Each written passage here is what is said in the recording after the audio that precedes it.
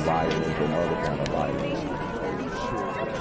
Get away! I could be at work, in school, in my car, and I can still get shot by the police. But I can get shot anywhere. So it is what it is.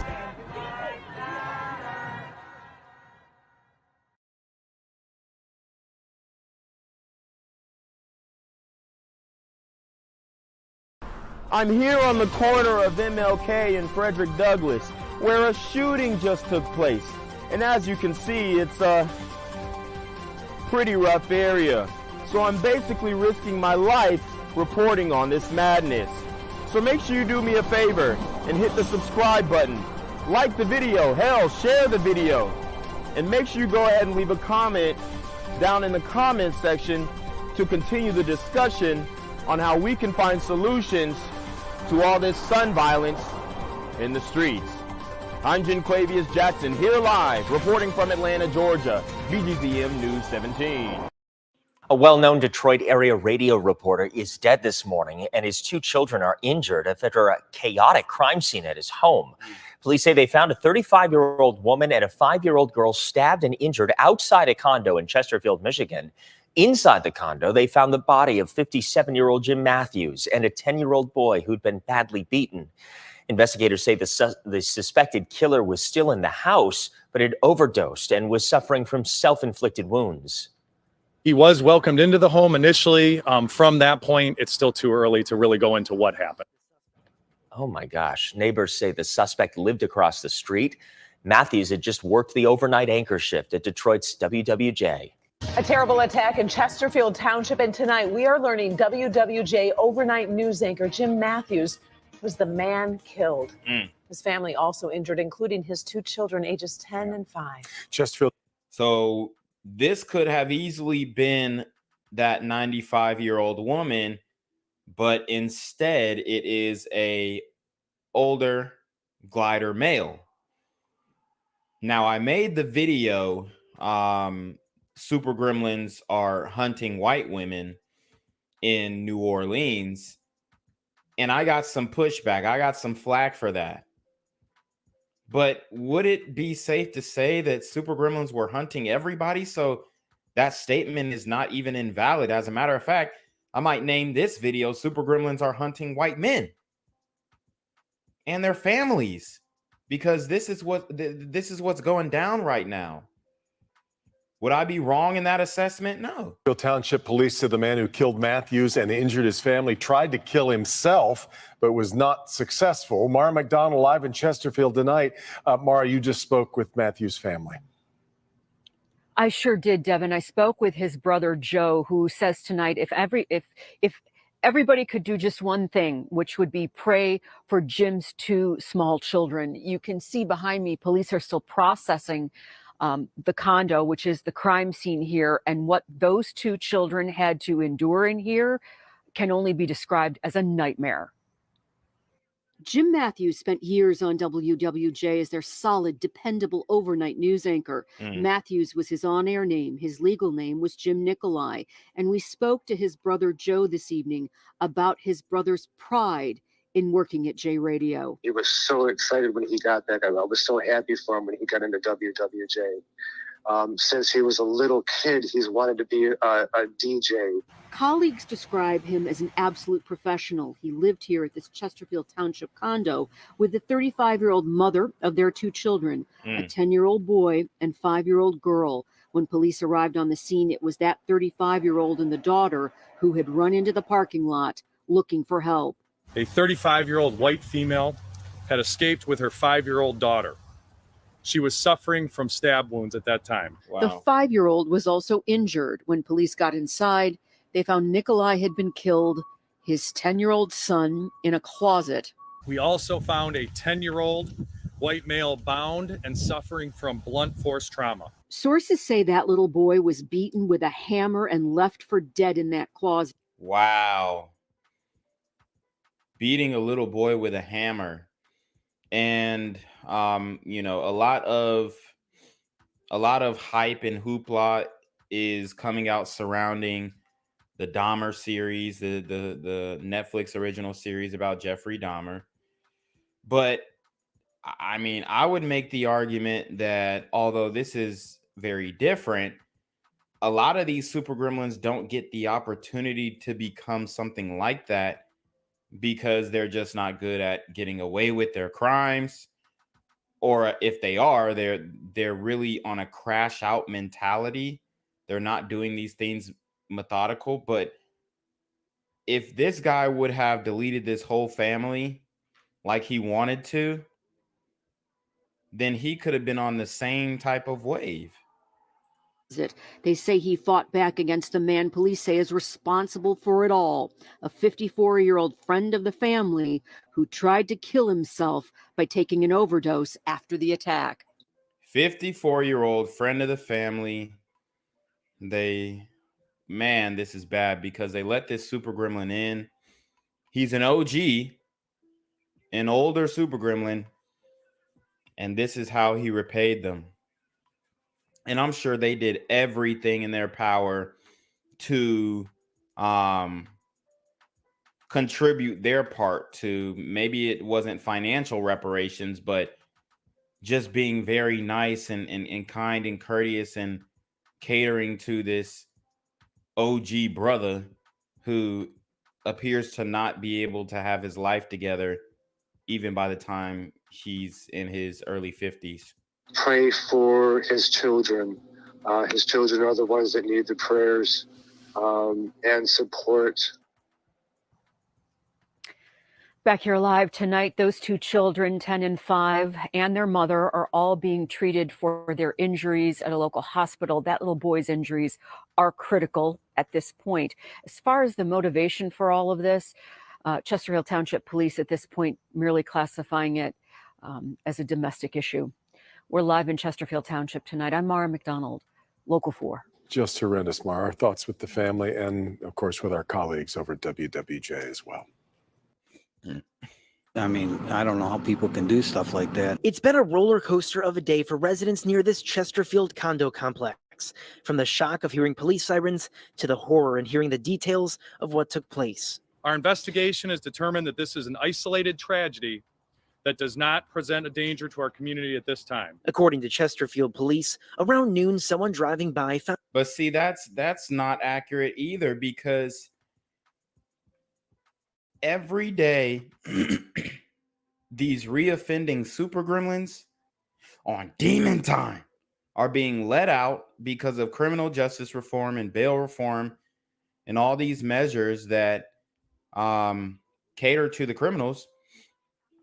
Every day they're putting the community at risk and other communities at risk because these people are not being held accountable for their actions. And then they're going out and doing things like this, and we wonder why. Found a 35-year-old woman and her 5-year-old daughter who escaped from this condo building.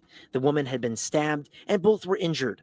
Police then forced their way inside where they found the 57-year-old father dead. An injured 10-year-old boy was bound and beaten in a closet, and in the basement, the alleged suspect, who was overdosing and had self-inflicted wounds. It's terrible. I mean, he's the same age as my grandson, so, you know, it makes you think. Soon after, WWJ Radio identified the man killed as their overnight anchor, Jim Matthews. He was the children's father and returned home after going off the air at 5 a.m. In a statement, the station said in part, "There have been many tears shed in our newsroom today, and Jim will be greatly missed. Our thoughts and prayers go out to Jim's family and friends during this difficult time." He just seemed like a reserved man, very quiet and kind of shy. And, but he seemed to really like his kids. Neighbors say the suspect lived across the street and was often seen with the woman. Police also say he was at the home frequently. His exact relation is still unknown. He was welcomed into the home initially. From that point, it's still too early to really go into what. Wow, man. I mean, these dudes are so deceptive too. They can put on a front that they're a decent guy. Obviously, people are going to say he was struggling with mental health issues and all that kind of stuff to give him an out. But this dude is a monster. And there are way too many of these super gremlins on demon time walking around in our society. The suspect and the 5-year-old girl are in stable condition, but the mother and 10-year-old boy are still critical as police continue to piece together this chaotic and horrific tragedy. The Chesterfield Public Safety Department will not rest until we have received justice for our victims. I'm here on the corner of MLK and Frederick Douglass, where a shooting just took place. And as you can see, it's a pretty rough area. So I'm basically risking my life reporting on this madness. So make sure you do me a favor and hit the subscribe button. Like the video, hell, share the video. And make sure you go ahead and leave a comment down in the comment section to continue the discussion on how we can find solutions to all this son violence in the streets. I'm Jenquavius Jackson, here live, reporting from Atlanta, Georgia, BGZM News 17. Thank you so much for joining us at 11. I'm Amira David. And I'm Mike Duffy. Tonight, support pouring in for a Macomb County family. They were brutally attacked by a man at their Chesterfield Township home on Friday. WWJ radio anchor Jim Matthews found dead. His 2 children are among the victims. Now, family members have started a GoFundMe page to help with their long road to recovery. 7 Action News reporter Sarah Grimmer spoke with the kids' grandmother and has an update on their conditions. There's been a lot of concern coming from the Metro Detroit community about these 2 kids. Is there anything that you can tell people about how they are? My granddaughter and her mother, they're both in stable condition, thank the Lord. My grandson, he is still in ICU and in critical condition. Days after WWJ anchor Jim Matthews was attacked and murdered inside of this family condo, the family grandmother, Sonia Healy, tells me that the mother and children, all horrifically assaulted, remain in the hospital. Man.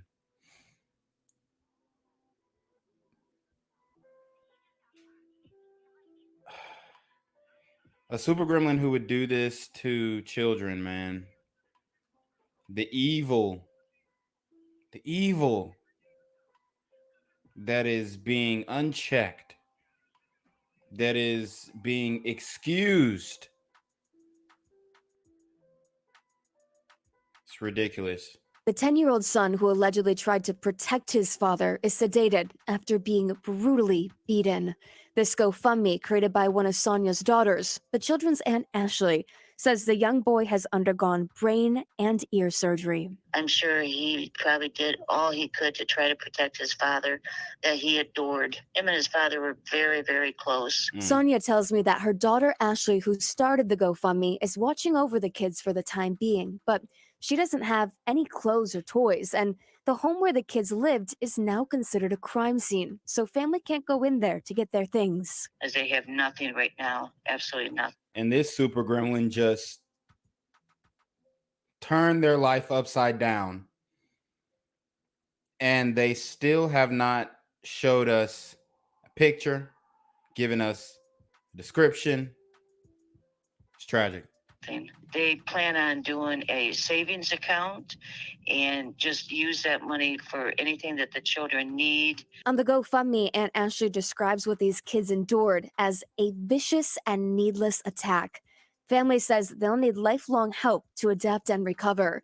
They also say, thank you to all of you at home who have pulled together in the last couple of days to help them. I think it is amazing to see how many people are coming together, hoping to help you guys and sending their love to you. Is there anything else that you want those people to know? Keep up with the prayers. The amount of prayers that I've been getting from even strangers has been astronomical.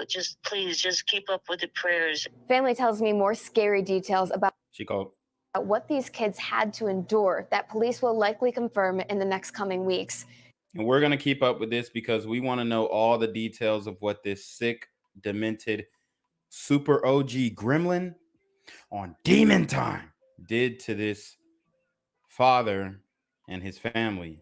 In the meantime, if you would like to help out these kids, the link to this GoFundMe can be found with this article on WXYZ.com.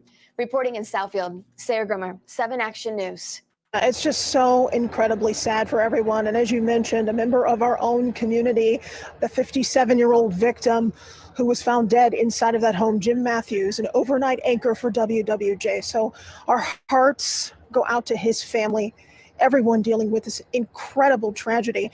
We had a chance to speak with witnesses who saw his apparent girlfriend come out of the home, a 35-year-old woman cradling her 5-year-old after having been stabbed, covered in blood. I want you to hear from a neighbor who was getting all of the details and his reaction to this horror. I think it's crazy. I can't make sense of it. So it's really got me boggled. You can't make sense of it. Well, obviously you're not watching my channel. There is something wrong with us in the community. And we want to graze over it. We want to look over it. We want to shush anybody that speaks on it, especially people like me. Y'all know how they do in my YouTube channel. And just the comments. People DMing me, all types of crazy stuff. But we can't let that stop us from getting the message out that these super gremlins are on demon time. And all the victims were living there together. Here's what we know. The suspect was frequently at the home. They're still trying to understand how the suspect knew the people inside and the details of the relationship between everyone. Around noon, they got the call about this tragic scene on Bayview near Hooker Road. And when police got inside, that's when they would discover what was absolute horror. The 57-year-old man found dead, again, is Jim Matthews of WWJ. The son the couple shared, a 10-year-old boy bound in a closet, in critical condition right now, suffering from blunt force trauma. They located the suspect in the basement, a 54-year-old man suffering from apparent self-inflicted wounds and an overdose, they note. That man is in stable condition. The 35-year-old female is described by the chief in critical but stable condition. Her 5-year-old daughter is also stable. I want to let you know how the chief described how she was able to get help and call police. Listen to this. When the woman was able to escape from the home, there was a vehicle that stopped and assisted her, and that's who initially called 911, or allowed her to call 911. Wow. So shout out to her. Very brave. She, saved her family's life. Unfortunately, her husband didn't make it, but she saved the children's life if the little boy pulls through, and her own. Woo, man, talk about a crazy situation. Now, again, this is just so incredibly tragic out here. So many neighbors shaken. But remember, a family is dealing with this awful tragedy as police try to figure out how something so horrendous could have happened. I'll send it back to you in the studio. Live with our first look at the man now charged with killing WWJ news anchor Jim Matthews and seriously injured. This is a 54-year-old man, 54-year-old black man. And you're out here deleting or trying to delete a family that took care of you, that cared about you, that were your friends. Sheesh. His girlfriend and young children. And we are also learning new information into the gruesome attack in Chesterfield Township. Let's break down the charges. 55-year-old Arthur Williamson is charged with first-degree murder and felony murder. He's also facing multiple charges of assault with intent to murder and unlawful imprisonment.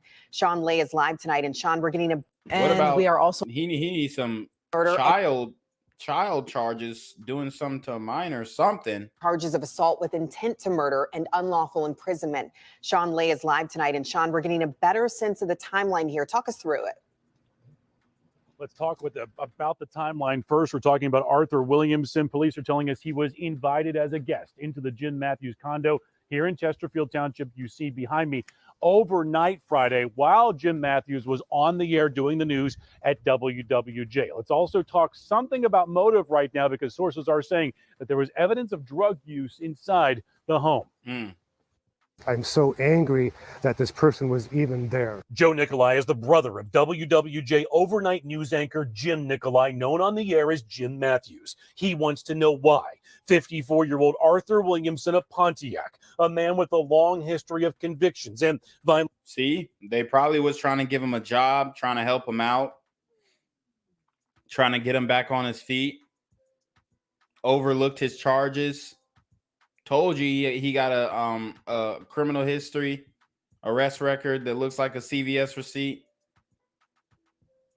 I mean, these things, they just write themselves. Violent crimes was invited inside the family home while Jim Matthews was at work last Friday. By noon Friday, Jim was found inside the home, stabbed to death. His girlfriend, Nicole, was bound and stabbed. The couple's 5-year-old daughter, we are told, was badly hurt. The couple's 10-year-old son was stabbed and tied up, found in a closet. I believe that was attacked by trying to stop the assailant from killing his mother and father. Williamson was found in the basement, police say incapacitated, but now facing murder, assault, and imprisonment charges. A judge quickly holding him without bond. The court has already made the ruling that the bond is going to be denied. There will be no bond set, no bail set today, sir. Police are calling this a case of domestic violence. However, sources say there is evidence of drug use inside the home. They're working on a timeline of when Williamson. Can you name what drug he was using that made him do this? Obviously, they're going to blame it on the drugs. Arrived there. Again, he arrived sometime during the middle of the night, and was welcomed in, by as a guest of the home. See, he arrived in the middle of the night. For one, it's like, why are you letting this super gremlin in your house in the middle of the night? Stay with your kids. This is the wokeness. This is the wokeness that we're talking about. Like, I'm not saying you can't do nice things, but this is OD. This is what they're asking people to do with the homeless in California. Like, if y'all think that this is a good idea to bring these random super gremlins in your home, you got another thing coming. Also today, signs of progress for the couple's son, hurt so badly in this vicious attack. And he did come out of it a little bit. He was showing signs, minuscule bit of progress, which is great. I didn't think he would come this far. He was able to squeeze his Annie's hand and look up at her, into her eyes, and see a loving family member there who's there comforting him. Now, Matthews' brother, Joe, he also adds there's a GoFundMe. We've talked about this to support Jim Matthews' 2 surviving children here to help them recover from this absolutely horrific attack. He believes his brother came home after his shift at WWJ and walked into this situation and was attacked and was murdered. He says longtime girlfriend here, Nicole, has been upgraded to stable condition in the hospital. He believes police are going through cell phones, text by text message here that may start linking up some of these puzzle pieces from a horrific situation. Ladies, back to you. Such a tragedy for this entire family. Sean, do we know if any weapons were found there at the home? There was talk early about a hammer possibly being used here to attack this family, but we're being told tonight by sources that police have recovered a knife. So much more to come. All right, and I know you'll be following it. Gang violence and other kind of violence.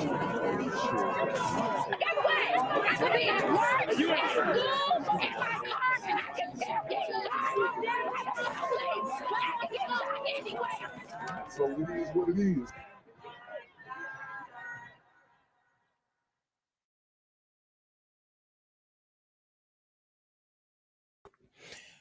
What's good, YouTube? It's the Black Gen Z Mindset. Make sure you go ahead and like, comment, share, subscribe, and let's get into the video. Dog, facing a lot here in this day and age.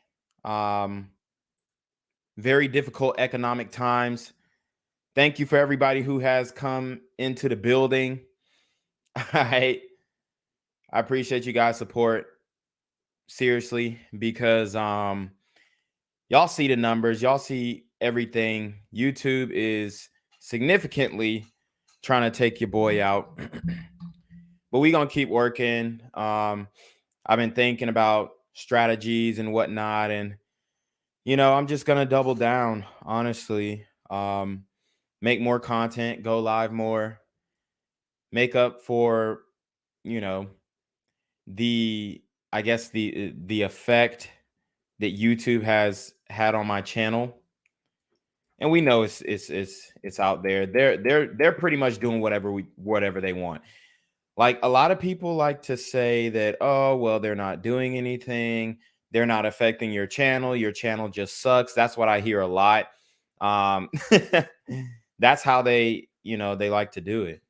That's how they like to do it. Like, they want to make excuses. And by me saying I'm just talking about the social media companies in general. You can't hone it down to just one individual, because obviously every app is in cahoots with each other. As you guys can see with the mass deplatforming of other content creators who, have had way more subscribers and way more success than me, obviously. But at the same time, it's difficult out here in these YouTube streets. That's why I do got to remind you guys to make sure that you sub to my backup channel. Make sure you sub to my backup channel, BGZM News 17. We have 517 subs on this channel so far. We're trying to get to 1,000 subs so we can monetize the whole situation. It's been a minute since I've been live, probably about 2 weeks. But I've decided that we're just going to go harder. We're not going to let this stop us. We're not going to let this deter us. That's why you also have to go and get the merch. You go into the live video, and we're just going to mute that. If you go into the live video, and let me know if the audio is good. They've been playing with my Wi-Fi too. If you go into the live video, you can click on the merch at the bottom. I see that you guys are not rocking with the merch, just because I'm really into the data, which is fine. You don't have to. I'm just giving you the option if you do want to support the channel in a greater way. I would like if we started seeing people in some BGZM News 17 merch. Honestly, like, I want to see somebody out with a hoodie on. I want to see somebody out with a hat on. I'm in the Atlanta area. I want to see somebody with some shorts on, with the baseball jersey, whatever it is.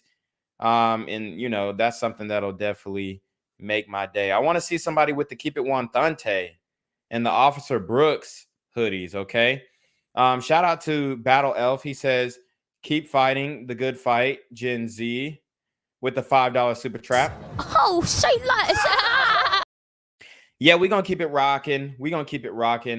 But we're about to get into the funk. We're about to get into the thick of things. Guys, make sure you sub to the backup channel and the, grab some merch, whatnot. Whew. All right. So got a lot of information on the economic times, and this is going to affect many people. And that is the eviction rate of Black women. Okay. There was an eviction moratorium throughout the pandemonium time period. There was an eviction moratorium. So nobody could be evicted. You could pretty much not pay your rent and you're good. It really hurt landlords. It really hurt homeowners. It really hurt the economy in general. And that's what they're trying to do. They're trying to weaken homeowners so that you're discouraged from owning. Okay. That is what the, I would say the powers that be, quote unquote, are trying to do. Because now you're discouraged from owning. Now you know that at the drop of a hat, they can tell everybody in the country that, hey, you don't have to pay your rent anymore. I mean, imagine people who got mortgages. Their mortgage is like $1,000, $2,000 a month. Okay. And now they're struggling. Now they're having to pay that back. Now they're not even profiting off of a property that they are renting. Huge issues there. Okay. Huge issues there. But like I said, Black women are being disproportionately affected by evictions, which means they ain't paying their bills. Okay. When sisters found out there was an eviction moratorium, they immediately stopped paying their bills. And this is not all sisters, but a substantial amount. Shout out to Eric with the $10 Cash App. He put $10 on it and said, "Thanks, Gen Z." I appreciate that, Eric. Your donation is greatly appreciated. But once they found out that they didn't have to pay their rent, they stopped paying. They stopped paying. Now, you would think that they stopped paying and then they use that time, they use that valuable time that they had where they didn't have to pay rent at all. They use that valuable time to save money, to invest in something, to put money down on a new house, because they completely just, you know, at this point, landlords weren't even a victim. They say, look, if you leave, I won't put none of this in the file. I'm not going to file for an eviction. I'm not going to do that. If you just leave, I'm not going to put anything on your record. That's how nice landlords are. And guess who are the majority landlords? Okay. But we've got stories of people murking their landlords getting, you know, upset, getting tried, and then murking their tenants. So this is something that's been happening, and it's been bubbling up. It's been festering for a time now. But this is the same exact thing that was happening between like that 2008, 2012 time period.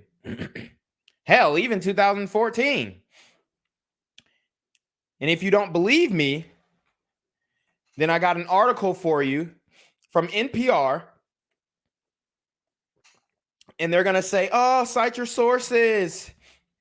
We got sources, bitch. We got sources. We got an article from NPR. And this is February. I'm not making this up. February 22nd, 2010. February 22nd, 2010, 12 p.m. Eastern. Dog. So this is something that's been happening for a minute. But the substantial rise in these sisters evictions have called for the news media bailout to come bail them out again. That's what they're doing. That's why you see these headlines now, because it's a bailout. Yes, people got crushed in the housing market. Yes, people self-deleted in the housing market. But why do you think that is? Because some people would have been able to pay their bills if they could rent their properties out to good tenants. But those good tenants were hard to find. So let's get into the article. A new study finds African-American women may be especially vulnerable to being evicted from their homes. As reported by the New York Times, new data about evictions in Milwaukee, Wisconsin, shows that women in Black neighborhoods are twice as likely as male tenants to be kicked out of their homes. So they're women in Black neighborhoods. It's not like they tried to move on up. Like they didn't go to the east side and, you know, they was in high-rise apartments and then, you know, all else failed and they had to just, you know, dip out and go back to the hood. No, they were already in the hood. That's disturbing. That's alarming. And why is this relevant?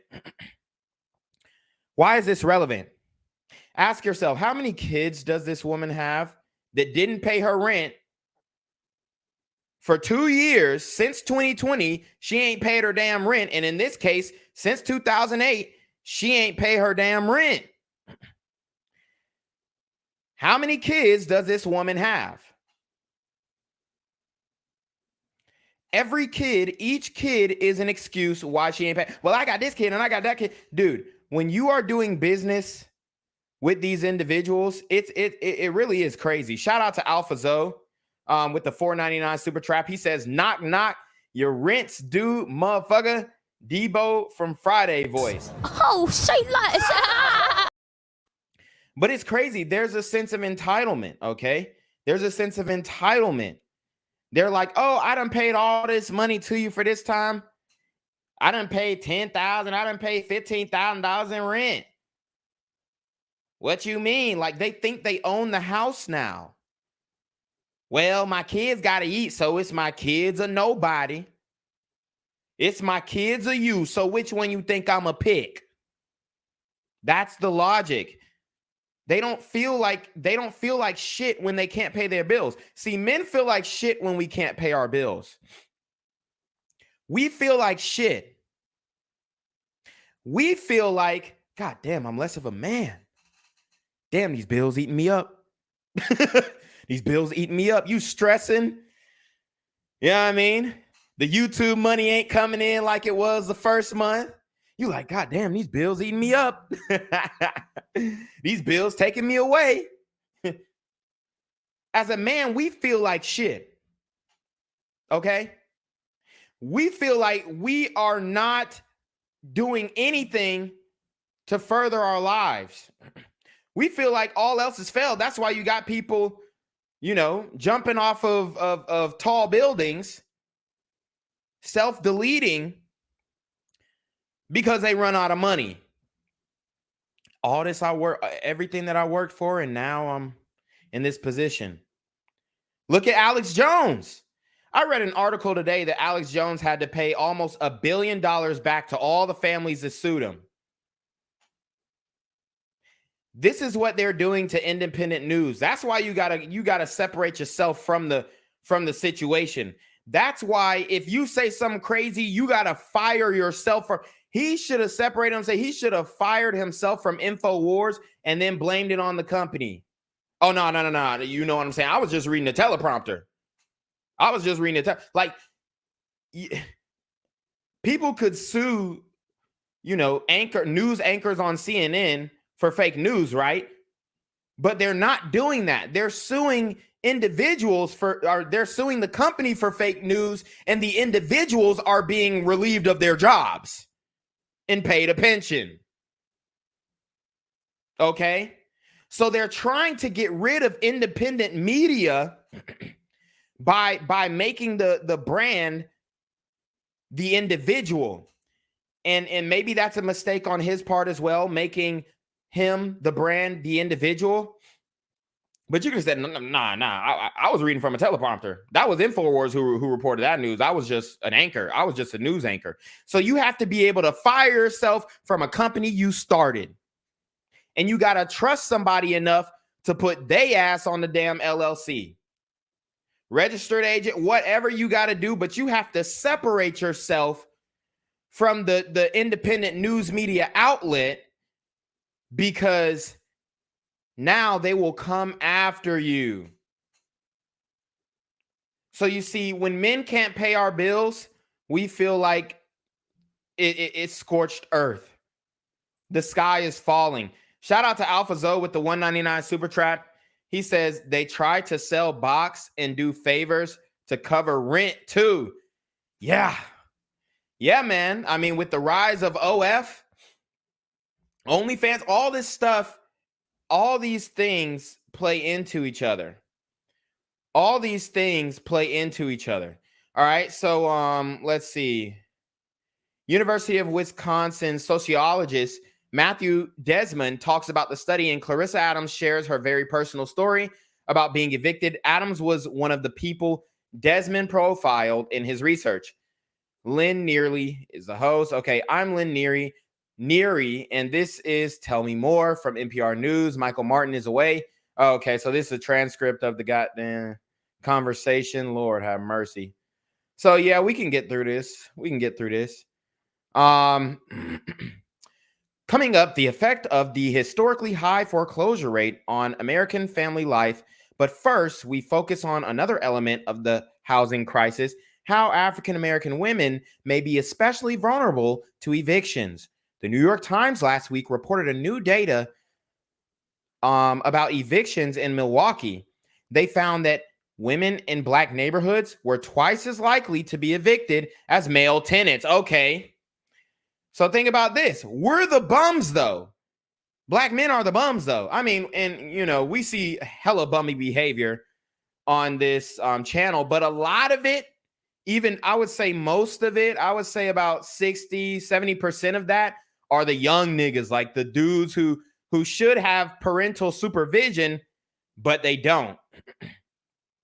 So the young niggas are out here doing most of these crimes. Okay? The young niggas are out here doing most of these crimes. And they need that parental supervision. Their mother chose poorly. The father is not involved. So the mother is the main caretaker. She can't inflict discipline on the child. So when you see these evictions, now these young niggas, they've already been told since the age of 5 that they're the man of the house. How you telling a toddler he the man of the house? You the man of the house, baby. How are you telling a toddler that he's the man of the house? This is my big, strong man. He the man of the house. So hold on. We're going to get into this. We're going to get into the rest of this article. But I got to use the bathroom. I should have used the bathroom before. But we going to y'all can kick it with Officer Brooks for a second till I freshen up. Can you come here, ma'am? All right, so you're going to receive a ticket for being in the park after hours. All right? Just need to sign right here on the X. But because we're out of, didn't you say we were out of time so we wouldn't have known that? Yeah, but that's not a valid reason why. You should be in the park because you're from out of town. And what's your badge number? 7452. What's the badge number? I gave it to you 2 times, man. Okay, I'm asking again. And I'm not giving it to you again. Okay. Are you going to sign it? No, because I want your badge number. That's fine.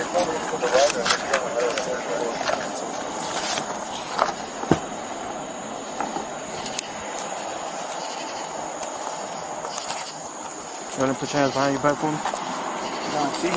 Hey, listen, my man. She says she's not signing it. Put your hands behind your back. Sir, Ma'am. you're hurting me. Okay.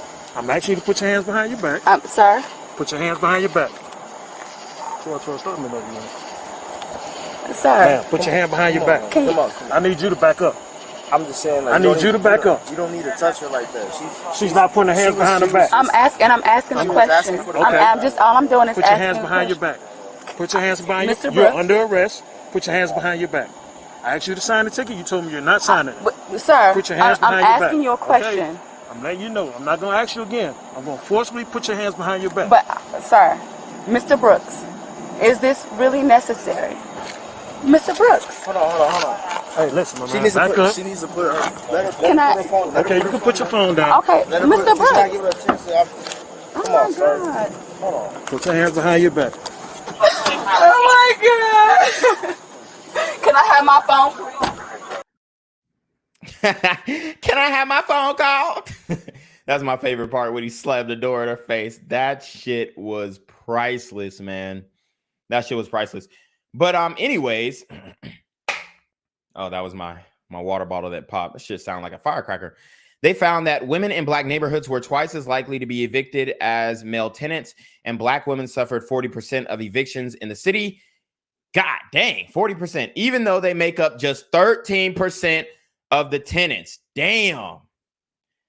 Now, ain't that a statistic that we see basically duplicated in other forms?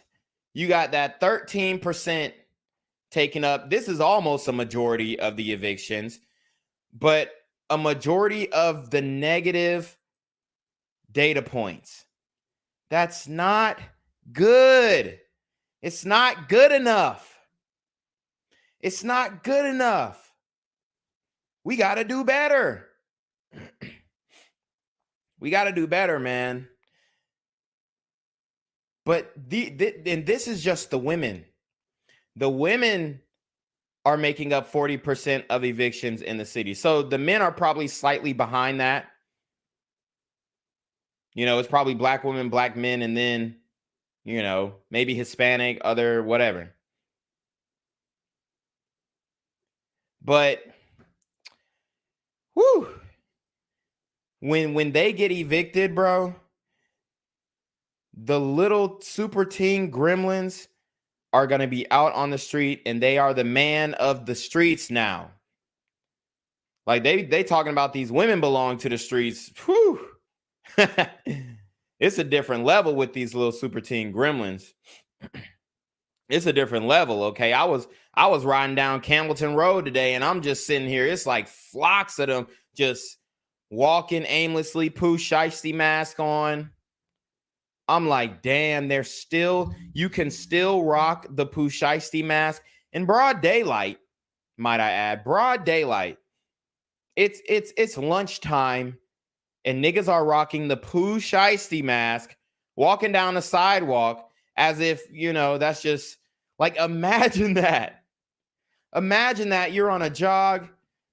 Good day in Atlanta. It's a great day in Fulton County. You're just on a jog, you know, getting a good trot in. And you have to stay on the sidewalk where there's 5 little niggas, you know, can't be over the age of 15. All of them niggas are 6'3". All of them niggas are 6'3". Okay, because you know these broke bitches know how to find a tall broke nigga. These broke bitches know how to find a tall broke nigga. So you trotting down a sidewalk. You trotting down a sidewalk, and you see 5 15-year-olds, 6'3" niggas with Pooh Shiesty mask on. You can't cross the street. It's too much traffic. Y'all know how that Atlanta traffic is at lunchtime. Y'all know how that Atlanta traffic is at lunchtime. Niggas trying to hit Papa Do's real quick.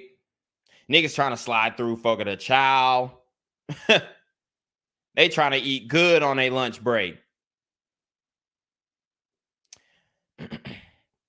Lynn Neary host. Okay, here we go. Let's see. Joining us now to discuss the topic is Matthew Desmond. He is the University of Wisconsin sociologist whose research on evictions in Milwaukee formed the basis of the report. And also with us is Clarissa Adams. She's one of the people Desmond profiled in his research. She joins us from her home in Milwaukee, and welcome to both of you. So obviously this was a video. You know, it's probably best that I read it. Otherwise I'll get a copyright strike. So let's get into it. Miss Clarissa Adams, thanks for having, so she says, thanks for having us.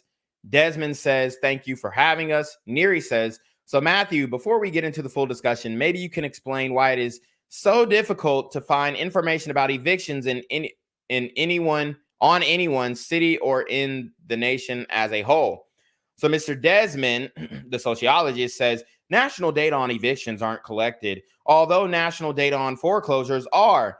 And so if anyone wants to kind of get to know any statistical research about evictions, they have to really dig in the annals of legal records.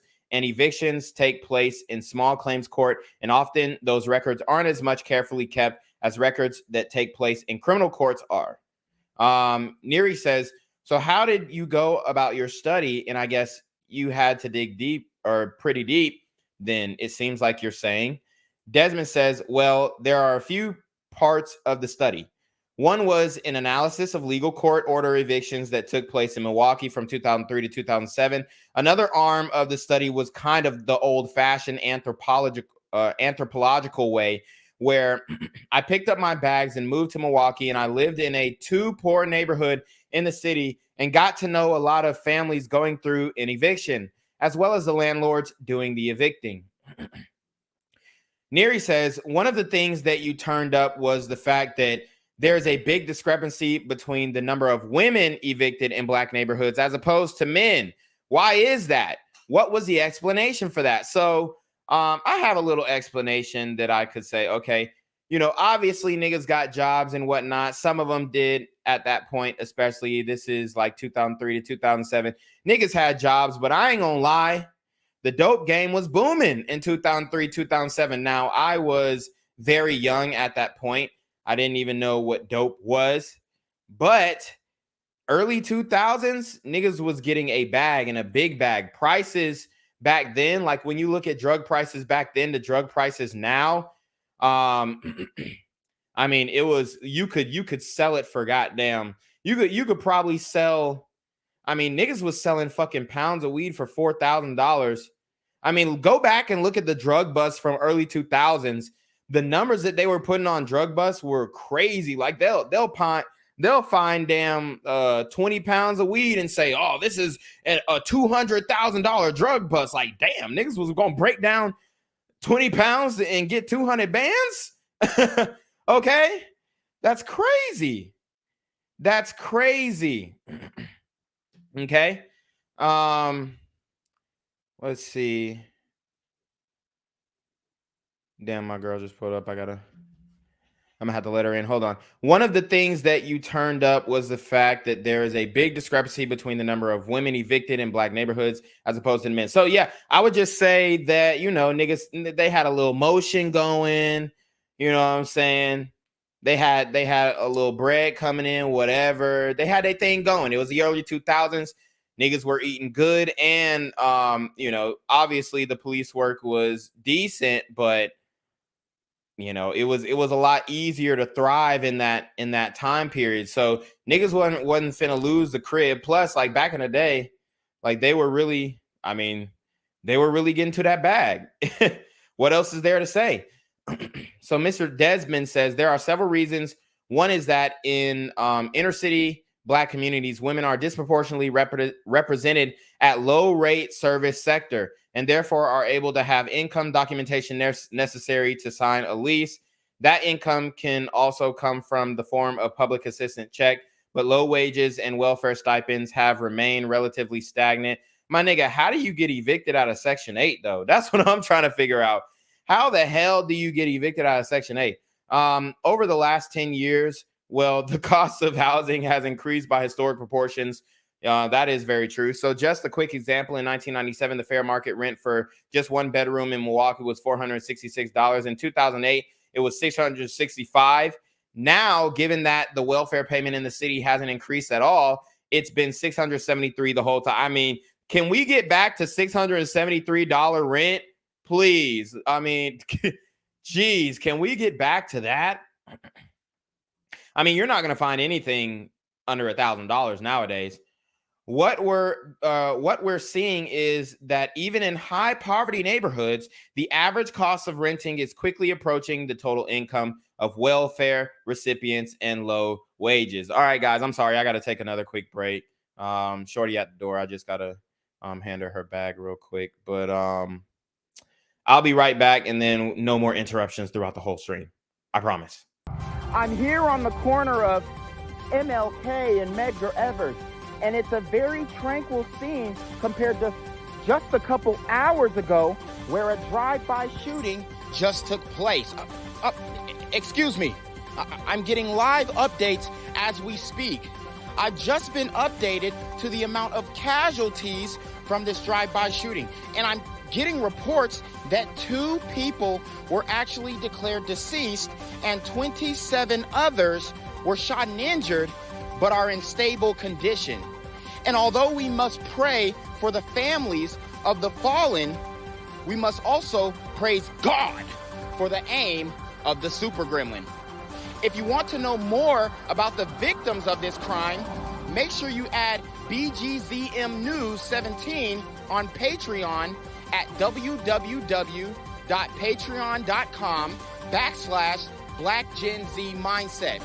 Also, don't forget to like the video, share the video, subscribe to the YouTube channel, and comment on the video to continue the discussion on how we can find solutions to all this gun violence in the streets.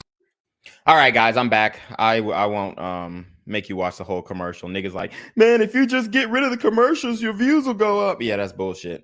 My views was solid before the damn commercial, goddamn. And when I started commercial, niggas actually said they liked the commercial, but you know, you have some of those people, Stop making your subscribers watch the commercial. Nigga, fast forward then. You know what I mean? I get it on the premiere. Yeah, I'm gonna put the fucking commercial. But if you don't want to watch the commercial, damn, fast forward. Like, watch it after. But anyways, or support the damn channel. Then I wouldn't have to play the motherfucking commercial. What we're seeing is that even in high poverty neighborhoods, the average cost of renting is quickly approaching the total income of welfare recipients and low wage workers, man. So that's wild. And you do have to give some accountability. It's like, bro, at some point you got to say, look, I've been working this job 20 years. It's time for me to try to move up. Start applying. You don't have to leave the job before you get the new job, but apply for another job. You know, get somewhere where you can actually come up, because it was hella opportunity. It's hella opportunity out there. Even in the 2000s, early 2000s, there was lots of opportunity to make money. There's still there, and there's even more now. Neri says, yeah, and just before I turn to Clarissa, just one quick clarification. It seems to me that you're saying is that the women are able to sign the leases. The women have this shit has a whole bunch of typos. Either the income from a job or from welfare to sign a lease, whereas the men don't. Okay. So you see what's going on. I told you guys that's trap money. Niggas don't have the income to sign for the lease. So they don't have the proof of income to sign for the lease. So sometimes they'll get a bitch to sign for the lease, or they'll, use a CPN or whatever. So it's a lot of ways, but they're avoiding getting evicted, maybe because they can't get approved for an apartment in the first place. That might be it as well. Or they shacking up. I mean, a lot of the same things that were happening back then are still happening to this day. And you can't really blame anybody but these individuals. Like, if you don't have the proof of income to, get an apartment, my dog, either you got to get a job for like 3 months or fucking, shit, niggas be doing pay stubs. Niggas be doing a lot of shit to get around that, honestly. So anyways, Mr. Desmond rather says, right. I mean, in low income African-American communities, you have high rates of male unemployment and high rates of men that have contacts with the criminal justice system. And so what we might be seeing in the eviction records are many women might be affected the same way by eviction, but women here bear disproportionate consequence, which is the mark of or the blemish of eviction on their record. So basically what they're saying is black men who do qualify for housing, they're not getting evicted at the same rate, because all of this is pretty much percentage wise. And it's basically showing that, yes, there were a lot more black women who were able to get approved for these evictions, or for these for housing via welfare or their actual jobs, or both of them combined. But they are not able to sustain those payments. And then the rent is catching up with what they make monthly. So it wasn't looking good back then. And all they're doing is just having more kids, it seems, and aborting more kids. So, that's a bill in and of itself. If you got a monthly abortion bill, then, $400 every month or every 2 months ain't cheap. And that shit adds up over the course of a year. Neri says, Clarissa, let me turn to you now. And I understand you've been evicted 4 times in the last decade. Well, what led to those evictions? What happened? So, guys, give in the chat, how many kids does Clarissa have? How many kids does Clarissa have? Respectfully. Is she single, or does she have kids? How many kids do y'all think Clarissa got?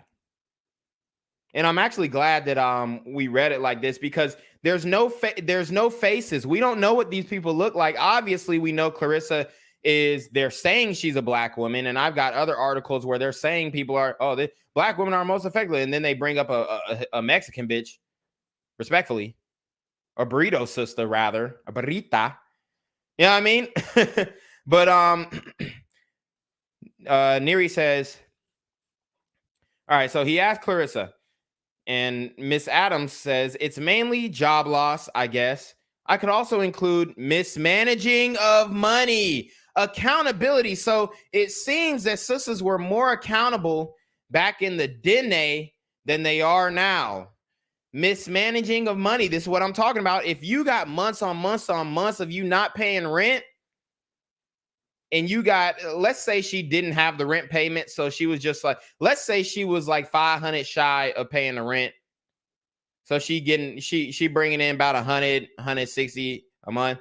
If you're just not paying the rent for 6 months, bruh, you could stack that. You could stack it and do something with it. I mean, something. But no, it's mismanaging of the money. It's McDonald's every day. That shit be adding up. That shit be adding up. Okay? When you could have went grocery shopping, got $150 worth of food, lasts you the whole month. Okay? Miss Adams says, but the main thing is loss of job.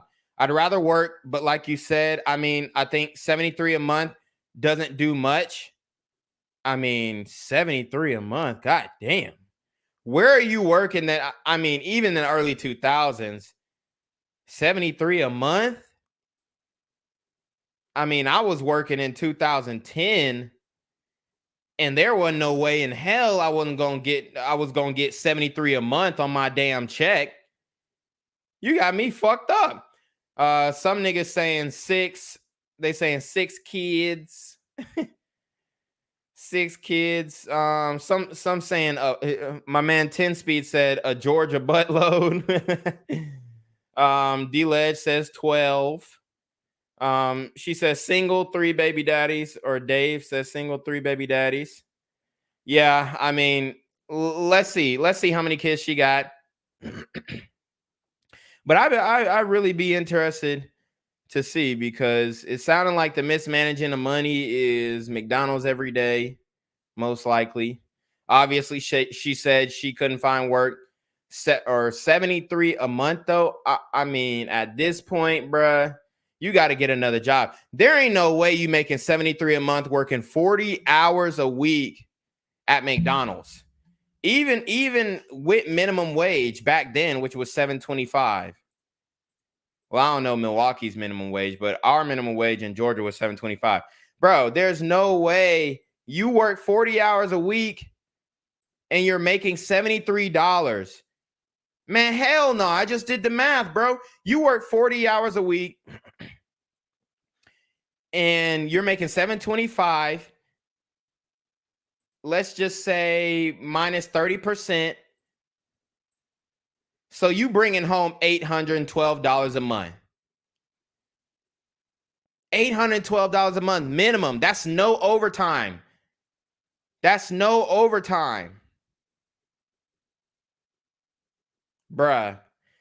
How are you making 73 a month? My nigga, you could make way more than that at Crystal's. But she said, oh, I'd rather work. Look, it sounds like she don't want to work. It sounds like she don't want to work. Because she said, I'd rather work. But then it's like, there's no way you're going to tell me that you could not have went to Wendy's and they give you a job. There's no way that you couldn't go to no damn McDonald's and get a job. That you couldn't go to Crystal's and get a job. Churches, Popeyes. 73 a month? You just gave up at that point. At that point, I mean, it sounded like she just gave, topped somebody up for $40. And then, maybe had a simp send her 33. What the hell, bro? 73 a month? I'm still stuck on that. With kids. So it was just a part-time job, temporary employment, which will also qualify me for unemployment benefit. So I manage what I can. See, there it is. So she got qualified for unemployment. She was like, oop, I'm out. So it's not just 73 a month, boo-boo. She's lying about the numbers. She's lying about the numbers. And then they're trying to tell you, we ain't getting paid a livable wage. You lied about the number. You're not getting 73 a month. You're getting 73 a month from your part-time job plus unemployment. So what that tells me is you don't want to work full-time so that you can qualify for unemployment. It's bullshit. This bullshit. That's what it tells me right there. So, Miss Adams, I'm sorry. I see you took accountability on the mismanaging of funds. But if you got 73 a month, plus unemployment, plus welfare, plus the EBT, plus child support, that's 5 streams of income. 2 more and you're a millionaire. 2 more and you're a millionaire. Dog, that's different. Neri says, and you make this kind of salary that if you lose your job, there is nothing extra there. There is no fat there. So if you lose your job, you can't pay your rent, you're saying. Miss Adams says, basically, no, Miss Adams. That ain't no damn basically. Why don't you tell them about the benefits why don't you tell them about the taxpayers' money? Why is she not speaking about the taxpayers' money? That's a damn cop-out. Neri says, yeah, just one other question for you before I go back to Matthew. Of course, that when you said also financial mismanagement, if you look back on it now, is there anything you think you could have done differently that might have changed things? This is a great question. This is a great question. This is a question they be asking on Fresh and Fit. What could you have done differently in a relationship to make it last? Yeah, I mean, let's see what she say when faced with accountability. Saved a lot more and just been a bit more stricter. More strict. I mean, come on. If you're going to use the more, just, say strict. If you're not going to use the more, just say stricter. On saving, having daughters in school, they're athletes, have student fees, athletic fees, there are other things that I have to put into my budget and some things are sacrificed for other things. Get the fuck out of here. They're athletes. They ain't playing lacrosse. They're not playing golf. Student fees, they in damn public school. The most you were paying for back then was lunch. Okay. And she said daughters. She didn't say how many. So it's more than 2. I mean, it's more than 1. So she got 2 at least. So she says they're athletes. Student fees. I don't know. What is she talking about, bruh? Is she talking about lunch money? Okay. Athletic fees. If anything, there's a one-time fee. Stop it. You're not paying no damn monthly athletic fees. Get the fuck out of here. Get the fuck out of here. I mean, in football, you probably paying $250 a one-time payment just for the pads, the helmet, the and the uniform. Okay. Basketball, you ain't paying for shit but the jersey. You probably pay $100. You're not paying no monthly subscription for your kids to be student athletes. Where is she getting this information? Bro, she clearly just, that's what they do. Over the term of them not paying their rent, they're like, oh, well, I had to pay for this. They're literally fishing for random shit they had to pay for over the course of 2 years not paying their rent. Well, I had to pay for this, and I had to pay for that. My nigga, that don't excuse you. You weren't paying that fee every month now. Stop it. Like, don't act like you're paying that fee every month. Shout out to Mozzie. He says $5. He sends a $5 PayPal for the car window fund. Keep the super gremlins off your back. I appreciate that, Mozzie. I appreciate the support, bro. I appreciate the support. Neri says, if you're just joining us now, you're listening to Tell More from NPR News. I'm Lynn Neary, and we are talking about the impact of evictions on poor Black women in one American city. Our guests are Milwaukee resident Clarissa Adams and University of Wisconsin sociologist Matthew Desmond.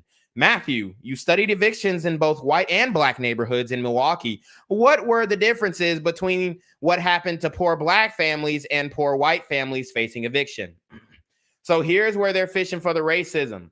It's racism in evictions, i.e., and Clarissa told you, Miss Adams told you, y'all, that she got kids and she had to pay for the athletic fees and she mismanaged the fund and she was getting $73 a month, not including the welfare benefits.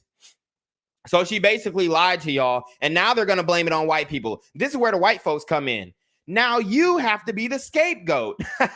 Now you have to be the scapegoat. You're the scapegoat, white people. Miss Clarissa Adams failed because white people hate Black people. That is it wasn't about her mismanaging the funds.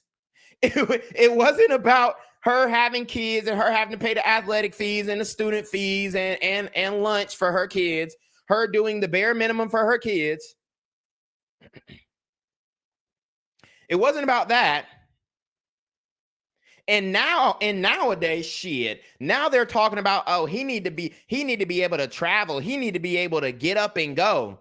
Bitch, you making $73 a month. You better sit your ass down.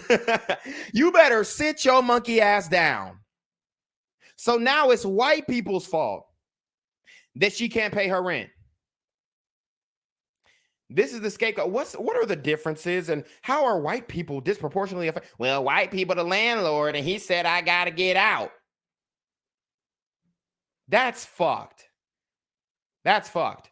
Mr. Desmond goes, one of the differences is that many families in poor white communities have access to resources within their networks.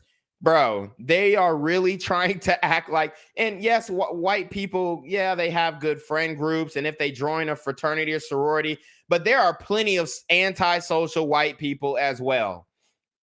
There are plenty of white people who don't know anybody in any high places. The only high place, the only people in high places these white people know that y'all know what I'm talking about. The only people in high places these white people know are at the trailer parks and they're shooting up meth. Those are the only white people in high places that they know. They at the trailer parks and they got a heroin needle running through their veins. What the fuck? Oh, white people have their networks and they're like Spider-Man and they're like a resource here, a resource there. God damn, what the fuck? A millionaire here. Come here, millionaire. Pay my bills. I got my granddaughter. He was a slave owner. Come here. Pay my bills. Like, what the hell, bro? I'm going to tell y'all what. I know a lot of white people. I know a lot of white people. Bro, it's white people asking me, bro, how do I get money? What business can I start? They don't have a fucking clue. They're in it just like the rest of us. They're confused. They don't know. They hate their job. They don't know. Bro, they're in the same boat. We are all in the same boat, bro. Like, what type of networks are y'all talking about?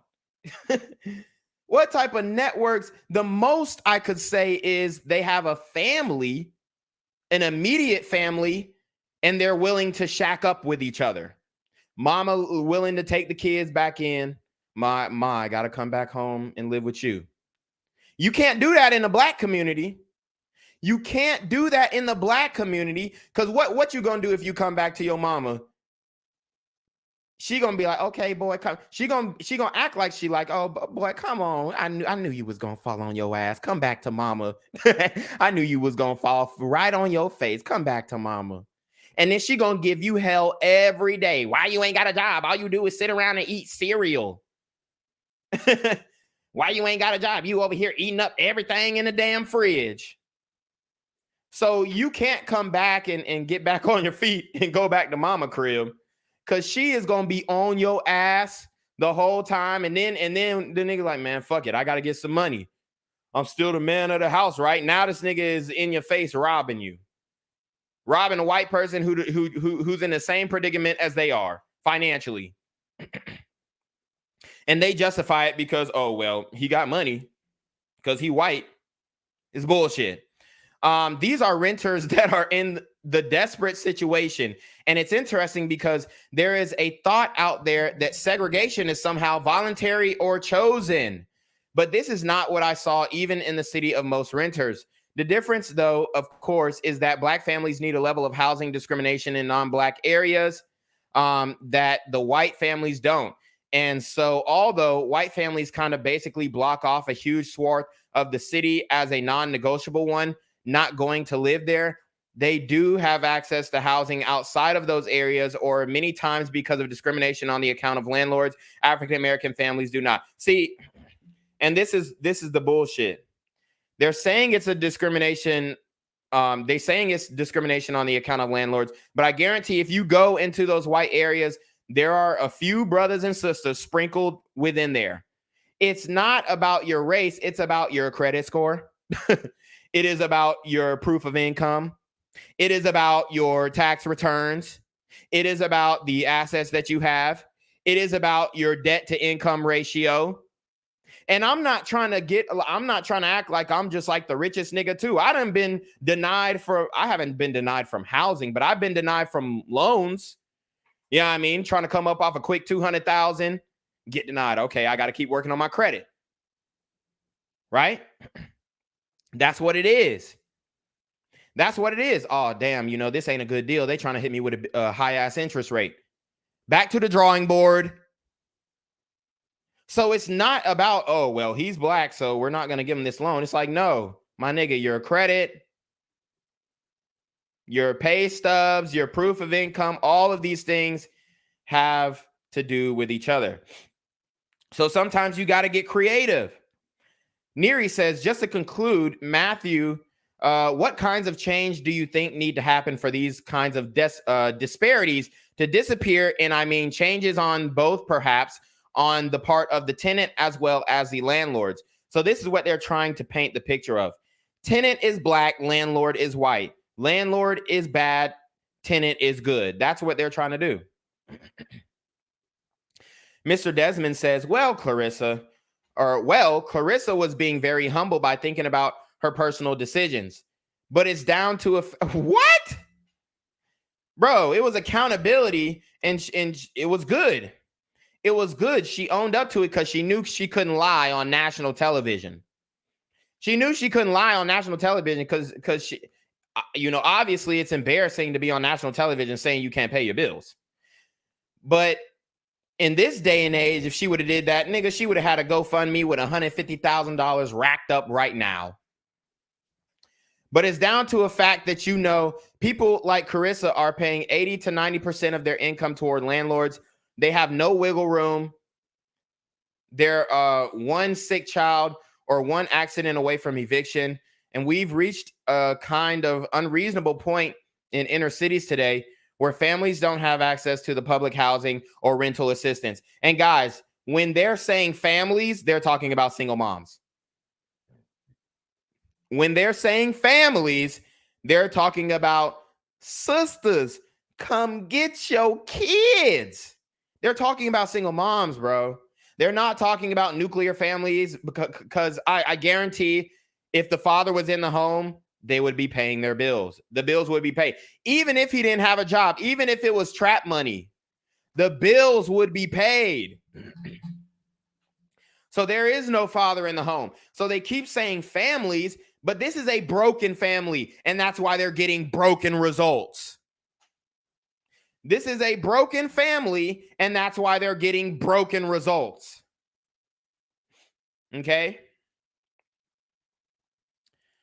Lord have mercy. And we should bear in mind, this is the majority of low-income families, not the exception, that these families simply cannot afford to live by in the city today. And so it's something unintelligible. Oh, I guess.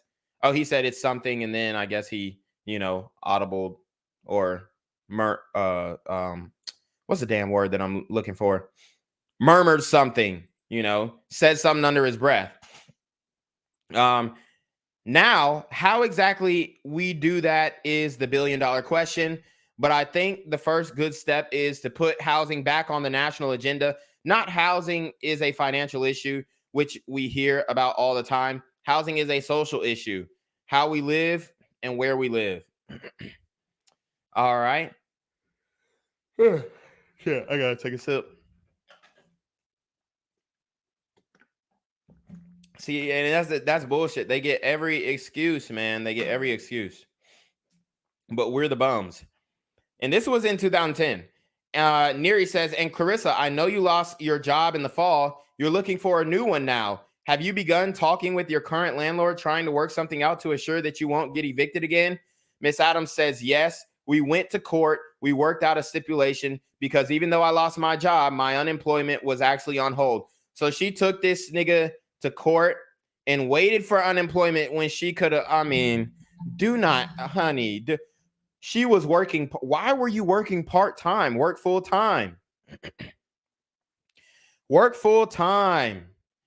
But she can't because the kids. That's what it is. She can't because she can't work full-time and watch the kids. So then it goes back down to personal decisions. Why did you have a child with a man who was not going to be able to watch your kids while you worked? You know what I'm saying? Comes back down to personal decisions.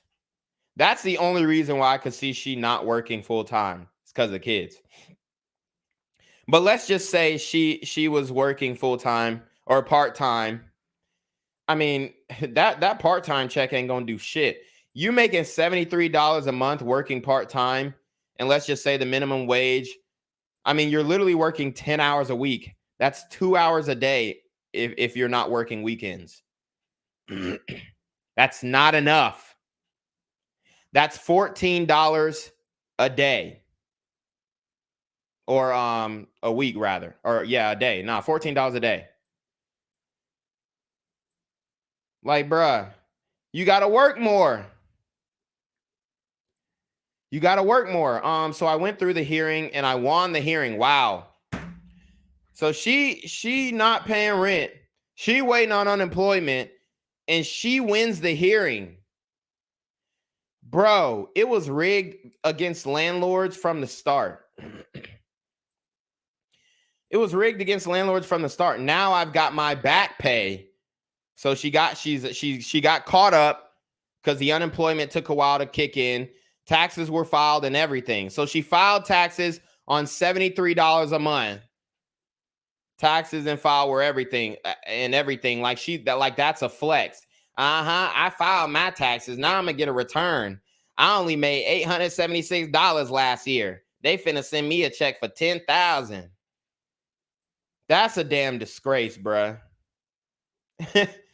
This is a finesse. It's been a finesse since the beginning of time.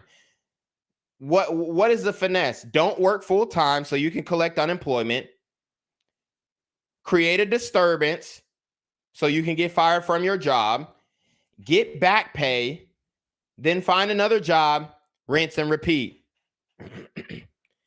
Get back pay. Find another job. Rinse and repeat. You see the finesse? And then she teach her daughters to do that with some nigga that she know for a fact is not fin to stay with him. This was in 2010, y'all. This was in 2010, family.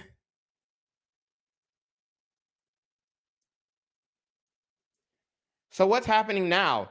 Don't worry, we're going to do a timeline. We're going to do a timeline. We're breaking it down. Now I've got my back pay. Taxes were filed and everything. Like that was a flex. Like that was a flex to file taxes on $866 or $876 a month earned income or not a month, a year. Earned income annually. That's a flex to file taxes on less than $1,000. So we were able to work out a stipulation to where we're caught up, stay ahead, and to help me remain where I live right now. Well, at least she caught the landlord out. But how much money did he have to expend into the mortgage that he probably took out because he thought this was going to be an investment, and he was going to get a good cap rate? Man. So far, you're going to be able to stay where you are now. So she didn't even get fucking evicted. So they brought on a woman who was facing a eviction. She went to court and won. She didn't even get evicted. Then she got her unemployment. Then she got her back pay. Then she got her taxes filed on $876 earned annually. And she didn't even get evicted. Why didn't they interview somebody who actually got evicted? We want to see a bitch who was on the streets with them kids. Okay? But that's the thing. The system's going to bail them out every single time. So you're not going to see that. I mean, when's the last time you really seen a woman with kids on the street? I've seen it a few times, but not many times. I guess those women don't know how to fill out the unemployment applications. Okay? The Section 8 applications. Neri says, so far, you're going to be able to stay where you are now. Miss Adams says, I will be able to stay where I'm right now. Yes, ma'am. Neri says, that's great. Well, good luck to you then. It sounds like the landlord was pretty reasonable. He wasn't racist. It sounds like white people had nothing to do with her almost getting evicted. Man, Miss Adams just gave us blue balls, bruh. I thought she was going to get evicted. What the hell is this? Okay? Why didn't they get the 40% of the 40% of black women, or not the 40% of evictions comprising a black woman? Why didn't they ask them instead of Miss Adams, who didn't even get damn evicted, even though she didn't have the money to pay? Neri says Clarissa Adams shared her experience with eviction with Matthew Desmond, who is a sociologist at the University of Wisconsin, and he joined us from member station WHA in Madison, Wisconsin. Clarissa joined us by phone from her home in Milwaukee. Thanks to both of you for being with us. Miss Adams says thank you, and Mr. Desmond says thank you. So that was in 2010. That was a story from NPR, so you know it's legit, okay? Or at least the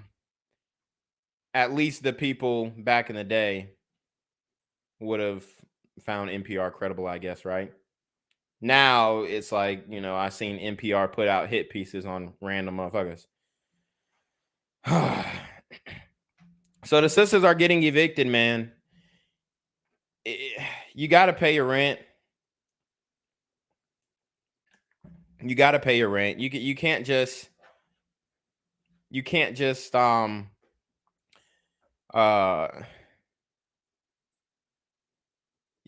inconvenience the landlord and just say, oh, well, I mean, she didn't even get evicted. It's quiet. It's crazy out here. So we do have a few more articles. I'm trying to go in chronological order.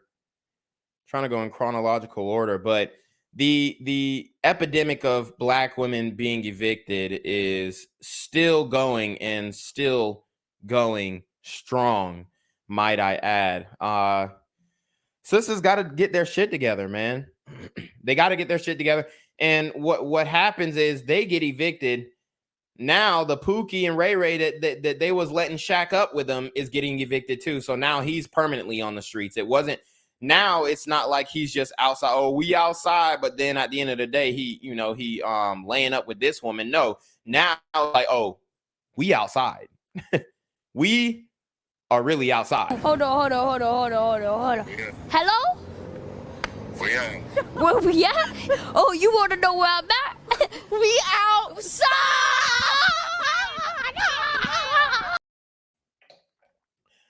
All right, so we've got a study from 2014 from the MacArthur Foundation. So obviously, these are white people. Okay? And they're trying to help. And this is Milwaukee again. this is Milwaukee again. And I think Milwaukee is a good sample size to look at because as far as black women goes, it's representative of the amount of black people in this country. Now, they're not including black men. So, maybe we can bump that to like, I don't know, maybe 20% black population.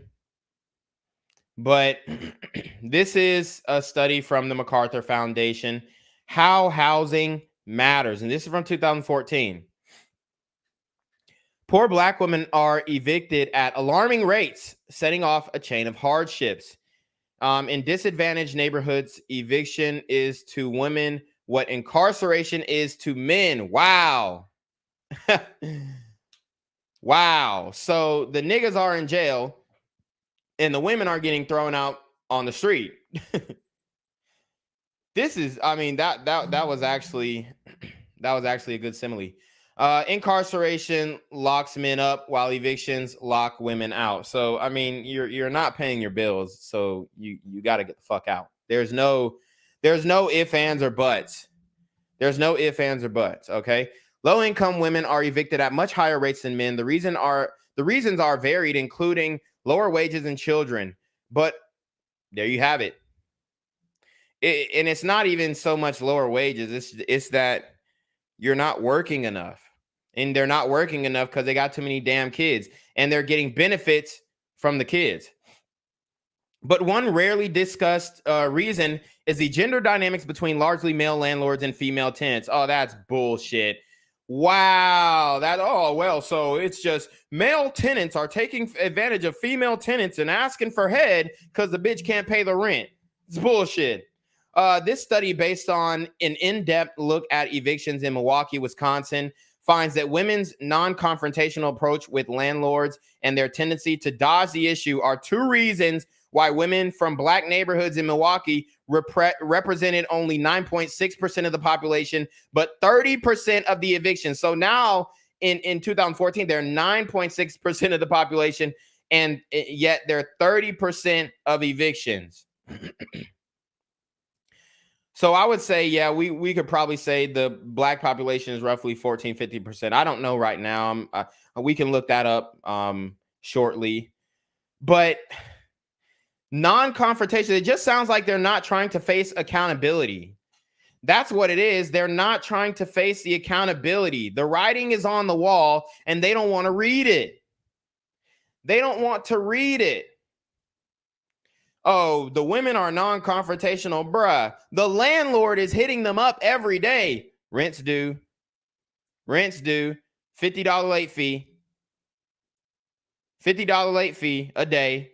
Rent's due. He texting her. He emailing her. He calling her. He mailing his own property. He's sending mail to his own property to tell this bitch to pay rent. Okay? Like, come on. Oh, they're non-confrontational. And this is what happens. They might be, bro, when have y'all ever known black women to be non-confrontational? For one, let's get into that. Let's get into that. Y'all seen how Shorty was acting with Officer Brooks. Can you come here, ma'am? All right, so you're going to receive a ticket for being in the park after hours. All right? Just need to sign right here on the X. But because didn't you say we were out of time, so we wouldn't have known that? Yeah, but that's not a valid reason why you should be in the park, because you're from out of town. And what's your badge number? 7452. What's the badge number? I gave it to you 2 times, man. Okay, I'm asking again. And I'm not giving it to you again. Okay. Are you going to sign it? No, because I want your badge number. That's fine. Guys, what's the badge number? See if y'all was paying attention. What's the badge number? But seriously, when have y'all known black women to be non-confrontational? I mean, this, I don't know where the fuck they got this study from, but this is bullshit. I'm just going to go out and say it right now. The numbers as far as the population and the number of evictions, it could be accurate, but you're not going to tell me that black women are non-confrontational. Shout out to Mozzie. He got the number. He got the badge number. Bro, you're not finna tell me that black. I mean, come on, guys. Put a 1 in the chat. Put a 1 in the chat. If how about this? Put a 1 in the chat if you have known black women to be confrontational. And put a 0 in the chat if you have known black women to be non-confrontational. Like, where are they getting this information from? Where? Like, the black women will really, like, if you hit them up talking about, well, you know, pay your rent, and how do I know? Because I'm a landlord. I own properties. You know, rent is due. You know, you try and be nice. You send them a nice text message. You send them a nice email. It's been great having you as a tenant. It's been great having you as a tenant. But we notice that your rent payments are coming back late. Sometimes, some months, they're not even coming at all. Could you please make your rent payments current so that we continue the duration of the lease? Sir, they'll email you back. Sir, I done paid about $3,000 in rent already. I done paid $3,000 in rent since I've been here. I'm getting to it. My check ain't come in. I'm still waiting for unemployment. I only work part-time because I got 6 kids to tend to. So they're going to tell you about this shit. They're going to tell you, you're going to go to court and you think you're going to win. Yes, I got it. I got all these email transcripts. She cussing me out, saying she going to get the rent to me, saying that, you know, she going to call her boyfriend to come shoot up where I actually live. She gonna stage an insurance scam. She gonna burn my house down. Y'all heard that one before. She gonna burn my house down. Lots of 1s in the chat. Y'all heard that one before. Oh, I'm gonna burn the house down. If you don't let me stay, oh, you trying to evict me? Okay. I'm gonna turn this shit to ashes. I'm gonna turn this shit to ashes. Okay. So that's bullshit.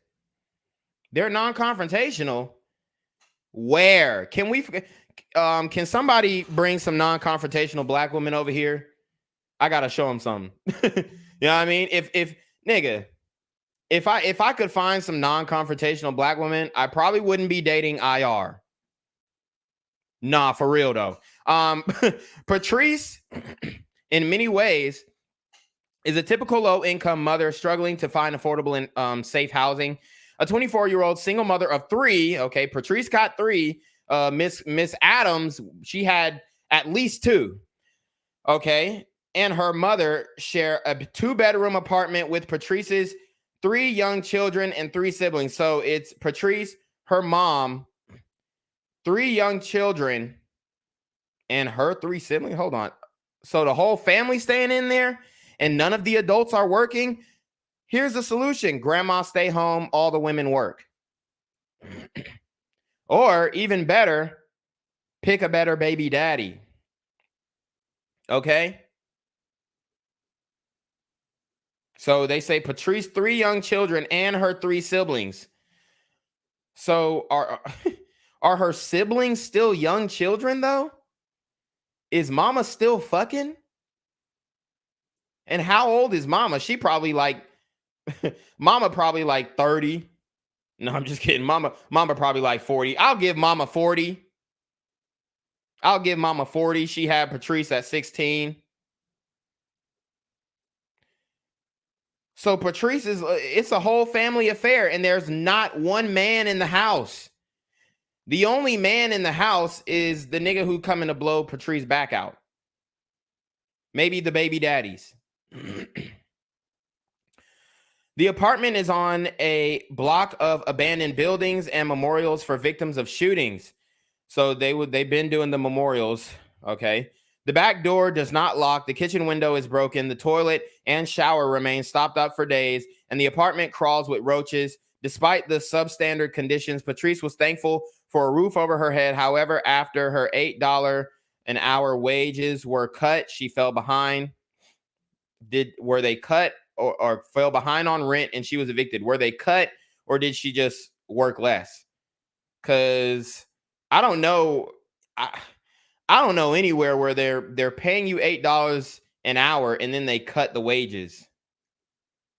Like how low can they really cut them? I mean, let's see the minimum wage in Milwaukee. Wage in Milwaukee in 2014. Okay. So the minimum wage was $10.10 in 2014. So she literally could have got a job. She literally could have got a job at McDonald's and made that. So I'm thinking that she just stopped working as much. I'm thinking the hours dropped, not the wage. I'm not, and they're saying wages were cut. Yeah, I think her hours were probably cut, maybe, or maybe she just wasn't a good worker and the hours were cut. But especially in the restaurant business, ain't nobody getting their hours cut. They might send you home on a slow day sometimes, besides like during the pandemonium. Okay. But when business is going, ain't nobody's hours getting cut. You're working your whole shift. I know because I worked in the restaurant industry. This brief, based on a recent study in Wisconsin, offers a deeper understanding of the scope and impact of evictions on poor families. The study followed 11 families through the course of the evictions, analyzed 29,960 eviction records in Milwaukee County from January 1st of 2003 to December 31st of 2007, and conducted 251 on-site surveys at Milwaukee's eviction court in January and February 2011. January and February 2011. The eviction court surveyed population was predominantly Black, 74%, and poor. The majority paid at least 50% of their income for rent, and 1/3 devoted more than 80% their incomes for rent. Only 6% receive housing assistance. Okay. Evictions in Milwaukee. In any given year, approximately 16,000 adults and children are evicted in Milwaukee from approximately 6,000 housing units. That's 16 households evicted each day. To place these figures in perspective, consider that the number of families evicted in Milwaukee in an average year is equivalent to the number of families forced out of public housing in Chicago, a city with approximately 5 times the population over the course of a decade. So obviously all these numbers are staggering, but it all comes down to personal responsibility. Those evicted are disproportionately women from Black and Hispanic neighborhoods. The study finds in high poverty Black neighborhoods, 1 male renter in 33, and 1 woman is 17, or 1 woman in 17 is evicted. So one in 33 male renters are evicted, and 1 in 17 female renters are evicted. So out of 33. So even the percentage of Black men, it still shows that, Black men are doing better, overall when it comes to evictions. The one who do qualify to get their name on the lease, they're doing a lot better overall. Okay, so that is Black men are being evicted at a 3% rate. And then it says, okay, so they say 1 in 17 Black women. Okay, so Black women are being evicted at a 5% rate, okay, according to these statistics. In high poverty white neighborhoods, in contrast, the ratio is 134 to 1 for men and 150 to 1 for women. So in the glider community, the women are doing better than the men as far as evictions go. Okay. Women from Black neighborhoods so it's not the patriarchy, which they tried to claim in the last article. Oh, it's male in the last paragraph. Oh, it's the male landlords, and they're the ones who are well. Okay, they're non-confrontational. It looks like the white women are paying their bills on time. Okay. Women from Black neighborhoods represented only 9.6% of the population, but they accounted for 30% of the evictions in Milwaukee. However, startling, these statistics account only for court-ordered evictions. They do not include informal evictions like using strong arm tactics or paying unwanted tenants to move out, housing condemnations, or landlord foreclosures. All right. Okay, let's see. Factors that work against women. Why are women so much more likely to be evicted? Low wages. Okay, so they're saying women. No, this is just black women. You just saw that white women, at least in this time period, were doing a lot better than white men when it comes to evictions. So actually, it's not women are more likely to be evicted. It's black women are more likely to be evicted. White women are less likely to be evicted than black men and white men. Why are women so much more likely to be evicted? Low wages is one reason. Although women in high poverty black neighborhoods are more likely to work than men, their wages are often lower. So you heard that. Women in high poverty black neighborhoods are more likely to work than men. That's what I was saying. Niggas is out here moving that weight. Their wages are often lower than the wages of working men from these neighborhoods. Children can also pose a challenge to single mothers beyond the cost of larger rental units to accommodate them. Children can result in landlords coming under increased state scrutiny. Children might test positive for lead poisoning, for example, and the Environmental Protection Agency will step in. Child protective services may be alerted in the home if the home is unsafe or unsanitary. Overcrowded children are also hard on apartments. And let's keep it a buck. A lot of these women have kids with good men and they just don't want to give their kids to the daddy. This nigga been fighting for full custody of the kids since the beginning because he knows she's living in squalor. But she's so damn hard-headed. You ain't finna take my kids. These are my kids, honey. They came out of my vagina. They came out of, I'm the one who carried them for 9 months. This is the attitude that they have. So their pride gets in the way of them giving their children a good life. Their pride gets them in the way and puts an unnecessary burden on the women because they want to act like, oh, all these women, all the men ain't shit. None of the men want their kids. All the men that these women slept with and laid down with are deadbeats. And although that might be a high percentage, but there are some men in there who want to see their damn kids. As a matter of fact, I would even go as far as to say is most of the men want to see their kids. Most of the men want joint custody. Most of the men want full custody because he can afford it. And he can handle that pressure of providing for 3 kids. And he can lay down the discipline. And he can lay down the law. And he can say, shit, when y'all hit 15, y'all ass gonna be working too. You're not going to the streets. No, sir. You're going to McDonald's. You're going to Kroger. You're going to Publix. You're going to get a job. Calls to the police to report domestic violence could also provoke the ire of landlords or lead to eviction if a male abuser was not on the lease. So could this be the baby daddy or could this be a nigga that she fucking? Could be both. Because a lot of times you see these women bringing men that they don't know into their lives with their children in a house. So these are the men that the landlords are none the wiser of. That's Pookie and Ray Ray coming through, having sex and beating the shit out of her. That's what's going on. Thus, women often choose between reporting unsafe or unhealthy conditions and facing eviction, or keeping quiet about their situation and living in deterioration housing or with abusive partners. Not to mention these women are hitting back. I mean, yeah, it's some women who are getting their ass beat, but it's some women who are beating ass too. Let's not act like it's just a one-way street. These women are squaring up. I ain't finna let no nigga put his hands on me. Bruh, when have you heard that before? Ain't no way, bro. Every time I talk to a black woman, shit, ain't no nigga finna put his hands on me. You got me fucked up. We gonna be fighting. I'ma stab his ugly ass. So you can't tell me that all the women just getting their ass beat like that. And none of them are fighting back. Most of the time, it's mutual combat. Okay? Because there ain't no way these sisters are not fighting back. As big as they are and as skinny as they damn boyfriends be, there ain't no way, boy. Ain't no way.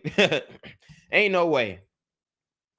But as the field work shows, the interaction between predominantly male landlords and female tenants is also a culprit and often turns on gender dynamics. Men who fell behind in rent, for example, often went directly to the landlord.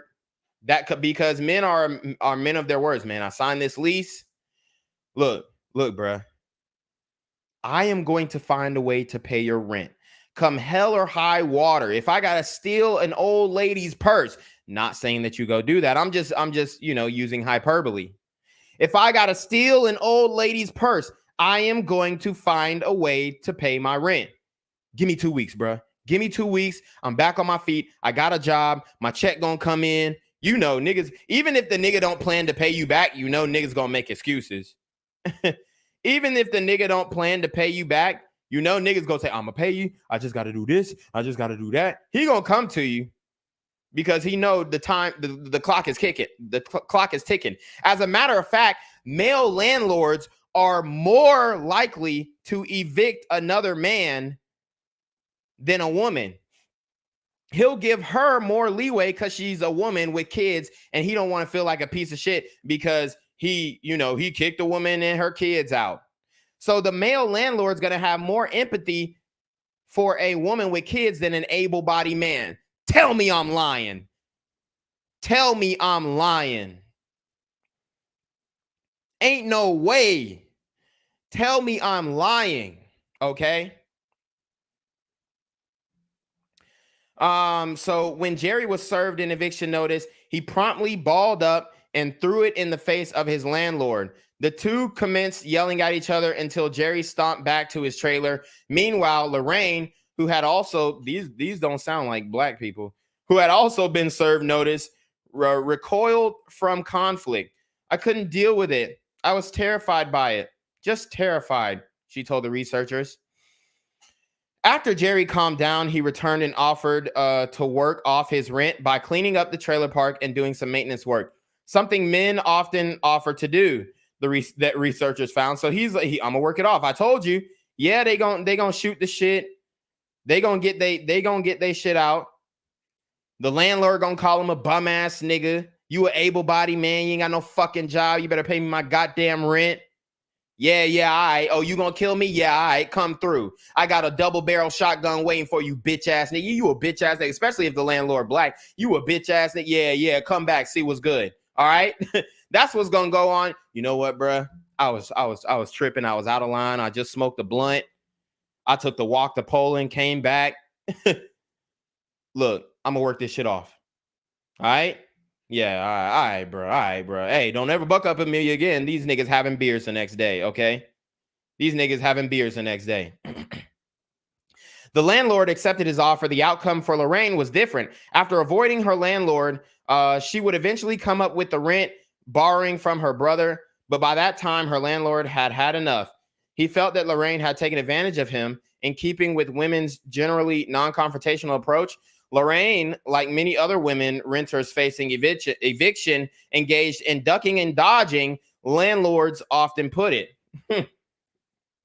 She should have ducked and dodged on the dick, okay? Maybe she would have got her rent paid, all right? Now blatantly, these chicks are just blatantly stating, yeah, I'm a fuck for the rent. If you ain't paying my rent, then we ain't fucking. That's what they say now. So maybe if they had that city girls mentality back in 2014, you see a lot less evictions. No, I'm just playing. Obviously, I'm making a joke, but you got to say that now, or they're gonna be like, oh my god, cancel them. Evictions carry a stigma. Many landlords will not rent to persons who have been evicted, and an eviction can also ban a person from affordable housing programs. Tenants who are evicted often lose not only their homes, but their possessions as well, stripping them of the few assets they had. That wasn't their home. That was somebody else's home. And that wasn't an asset that they owned. That was not their asset. That was a liability, my friend. That was not their home. That was not no asset. Okay? Because you can take all your shit. You just got to get the fuck out. You're not losing any asset. You never had this house. This was never your house. That's the entitlement I'm talking about. When these folks are paying rent, and it's not just sisters, but the sisters mainly are the ones who just like they have the most entitlement. I done paid this, so you should just let me stay. What? I mean, if you pay off the house, if you buy the house from me, I'll let you stay. But other than that, you got to get the fuck on. Once evicted, tenants often find themselves forced to move from one undesirable situation to another. After leaving the shelter, for example, one woman and her children in the study bounced from a series of homes, each seemingly worse than the last. One home was condemned by the city, forcing her to move. Excuse me. To another apartment rife with drug dealers. All right. Fearing for her children, she moved again to a complex considered a nuisance property. Evicted from there, she found a rundown 2-bedroom apartment on a high crime block where she and her boys were robbed in their apartment at gunpoint. She then fled to another shelter an hour from Milwaukee. And who robbed her? Who robbed her? The super gremlins on Demon Time. Okay, for many low-income Black women looking for a place to live, a prior eviction can leave a mark. As landlords like to say, I'll rent to you as long as you don't have an eviction or a conviction. These twin processes, eviction and conviction, work together to propagate economic disadvantage in the inner city. Poor Black men are locked up while poor Black women are locked out. So that's the conclusion that they came to. I mean, this is just atrocious, and this should be embarrassing to every Black person. They're assuming that as a Black man, you're going to go to prison. And they're assuming, well, I mean, the results obviously show, but they're assuming that as a Black woman, you're going to get evicted in the study already. There could be no other factors but because they're Black, right? Not that they're mismanaging funds, not that my nigga is shooting up the block, not that he's spinning on ops, okay? It's just because he's Black. That's why he's going to prison. Chris G sends a $10 super trap. He says, I'm literally risking my life in this area in my Black Gen Z voice. No cap. Oh, say less. Okay, how much of this connection is a result of racism or poverty is hard to say. See, they can't even make the link. They can't even make the link to racism. More research is needed. Answer the question, research that could inform programs aimed at ensuring equal treatment under the law. To date, efforts to monitor and reduce housing discrimination have been almost wholly concentrated on getting in, not getting put out of housing. Policy implications. There are several policy options to help families avoid eviction. Free legal counsel would also help reduce eviction in many housing courts around the country. Upwards of 90% of tenants are not represented by attorneys, while 90% of landlords are, proving indigent tenants' legal representation may even be cost effective. A program developed in the South Bronx provided more than 1,300 families legal assistance over 3 years and prevented evictions in more than 85% of cases. The program cost New York City around $450,000, but saved the city an estimated $700,000 in shelter costs. Directing aid upstream in the form of a few hours of legal services can drastically lower costs downstream in the form of shelter costs, emergency assistance, and medical bills. The most important policy solution, however, would be to ensure that low-income families do not end up in eviction court in the first place. Stopgap measures that provide emergency funds for families in a jam. Those who have lost a job, experienced a family death, or suffered a medical emergency could help thousands stay in their homes. When families in Milwaukee were given access to funds from the American Recovery and Reinvestment Act of 2009, evictions in the city fell by 15%. One option is to dedicate supplemental funding to the home program, delivering emergency assistance to eligible low-income households. The home program provides rental assistance to those at risk of homelessness. Do they come up with the acronym first and then they come up with what the acronym means, or Okay, because they always come up with some clever shit. The current target group could be expanded to include more families who are currently experiencing a serious hardship that threatens their ability to pay rent. More fundamentally, making housing more affordable could prevent many evictions. Unaffordable housing is co-signing the urban poor to financial ruin. In 2012, according to 2013 housing report by the Joint Center of Housing Studies, more than half of all renters were paying more than 30% of their income in rent, the greatest number of cost-burdened renters on record. Despite the fact that many are one paycheck away from not making the rent, only 1 in 4 households that qualify for housing assistance received it. Even as demand is rising, the supply of affordable units is dwindling and rents are rising. More than 700,000 subsidized rental units have been lost since the mid-1990s because they were either demolished or turned into market rate properties. So they keep trying to blame investors, but turning them into market rate properties means that they improve the property value and added value not only to that individual parcel, but to the whole damn neighborhood. Indeed, the gap between the supply of affordable housing and demand from extremely low-income renters doubled in just 4 years to 5.3 million units, while overall rental housing has grown in recent years. Affordable rental stock has shrunk. Preserving current rental stock will be integral to meeting the overall housing needs for low and moderate income households. So that's it. And that was 2014, a study from the MacArthur Foundation. So don't get mad at me. I'm just reporting the news. I'm just reporting the news.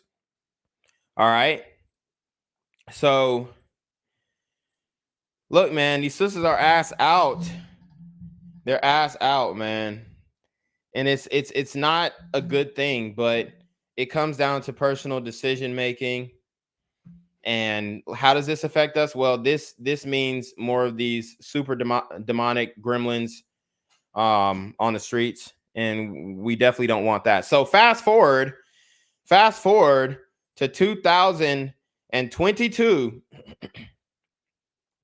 Fast forward to 2022. Y'all see Shorty is struggling. She got a laptop in a nice area. Obviously, this is an artistic depiction, but from what they were describing in that last article, it sounded like, you know, these shorties was living in a bando. It sounded like they was living in a bando. Evictions do not affect everyone the same. As pandemonium protections, I'm trying not to say it, for tenants are expected to be lifted on June 30th, Black women are projected to suffer the most. According to USA Today and the University of California, Berkeley, Black women are more likely than any other group to face eviction. So let's see if we can. Oh, so this is, what the hell? Oh, okay, so oh wow, this is actually good. This is a video. This is a video source that we can pull from. So that's actually pretty good. So let's do that. Okay, so that's the Department of Treasury study. We're not going to get into everything, but that was a good video. All right, so evictions against Black women get filed twice the rate of those against white women nationally. And why do you think that is? For one, oh, okay, I'm not even on the page. Why do you think that is? For one, white women are paying their damn bills. They're paying their bills, and they, even though y'all see all the feminists nowadays saying, oh, I don't need no man, whatever. Bro, these white women are paired up. They do have a man. Contrary to popular belief, a lot of them have men, especially the hottest ones always have men, okay? Throughout the pandemic, many people, but it's like the Black women are saying, oh, we don't need no man. So they don't even have a man in the household, or if they do, he's not a breadwinner. He's just some nigga fucking. Throughout the pandemic, many people took advantage. God damn it, I keep saying. the pandemonium, many people took advantage of the emergency rental assistance program to help pay rent. Data shows that 85% of those were Black women. God, my God. Okay. So 85% of the people who took advantage of the emergency rental assistance program to help pay rent were Black women. Isn't that insane? Isn't that insane? And let's keep it a buck. Some of them really didn't need it. They just applied to get the extra funds. Let's keep it a buck to blow it on some shit. 85% of those were Black women. And that is from, damn it, I don't want to click on the source because it's going to take me to another page. But that is from the Department of Treasury, the U.S. Department of Treasury. So if you're mad that I'm saying this, get mad at the U.S. Department of Treasury because they're the ones who are giving us the data. Cyrus Cherry with the $10 super trap says, more educated, ? This is why recreation shouldn't be a major. Higher eviction, ? Does it say where these women work with their useless degrees? Exactly. So you're the most educated, but you're the most evicted. And that was the point that I was going to conclude with. Thank you, Cyrus Cherry, for making my point for me. He's definitely outside because he sees exactly what's going on. Hold on. Hello? Where we at? Oh, you want to know where I'm at? We outside! Okay, so 85% of the people out of all people in the U.S. who took advantage of this emergency rental assistance program were Black women. 85% that's a B plus. That's almost a B plus, my nigga. That's a damn lot. Woo, that is a staggering statistic. Black women are often the sole providers for their children and are the most vulnerable to job loss. Even before 2020, Black women face many evictions in at least 17 states, according to the American Civil Liberties Union. So we're the bums, though. We're Black men. We're the bums when 85% of the people who applied for the emergency rental assistance program was Black women. But we're the bums. And like I said, we do have those bummy super gremlins, but most of the time they are very young teens who are out here who should have the supervision of their parents, but their mama decided to fuck Pookie instead of an educated lame, and she, didn't want to give up custody, and now she got the little niggas to herself, okay? But Black men are supposed to jump into this scenario where, I would say if you're applying for emergency rental assistance programs, look, I'm not mad if you are, honestly. If I was just like, if I had enough time, I would apply for any type of financial incentive that I qualify for. The only thing that I really have time for is to research business grants. I don't got time for, what excuse can I make to get this grant, or what excuse can I make to get this handout? Like, I'm not really out here thinking of it like that. Okay. I'm like, fuck, I'm out on my own. I got to get what I get. I got to get what I can. I got to leverage the assets that I do have to generate more income for me in the future to build generational wealth. That's my mindset. I'm not, let me fill out a PPP loan so I can get a quick come up. Like, that's not where I'm at. Even though, okay, I did file for some business relief, but I didn't lie on my application. Okay. So let's see. Data shows that 85% of those were Black women. So we read that. They're the sole providers for their children and are the most vulnerable to job loss. And let me tell you, look, the most vulnerable to job loss, it's like they're just saying, they're just firing Black women because no, they're not firing the quota. What sense does it make to fire the quota? A lot of these sisters are getting fired because you have to fire them. They can't be in the workplace. There's too many HR complaints. She's trying to fight Karen because Karen is mad that she keeps stealing her yogurt at lunchtime. Okay? So this is what's going on. This is what's going on. So you have to fire. You can't keep her because she done tried to pull out Karen's hair. She thought Karen had a wig on and she was pulling on her roots. Now Karen got bald spots. So it's not like, oh, she just lost her job. And a lot of times, you know, she could also be a bad worker. Complaints. How many times have we seen these women on dispatch? How many times have we seen these women get disrespectful, straight disrespectful to people who are calling the police? You are in trouble. You are in a desperate situation. Look at the Buffalo shooting. Look at the Buffalo shooting. When they called that sister, she hung up on her and cussed her ass out. Bitch, I ain't got time to, no, don't be playing on my phone, bitch. Went to her coworker. Y'all wouldn't believe what call I just got. Need I remind you? The 911 dispatcher who could have had police dispatch to the market in Buffalo way faster. What she do? Bitch, y'all stop playing on my phone, honey. Beep. Honey, I'm finna clock out. Y'all ain't got time.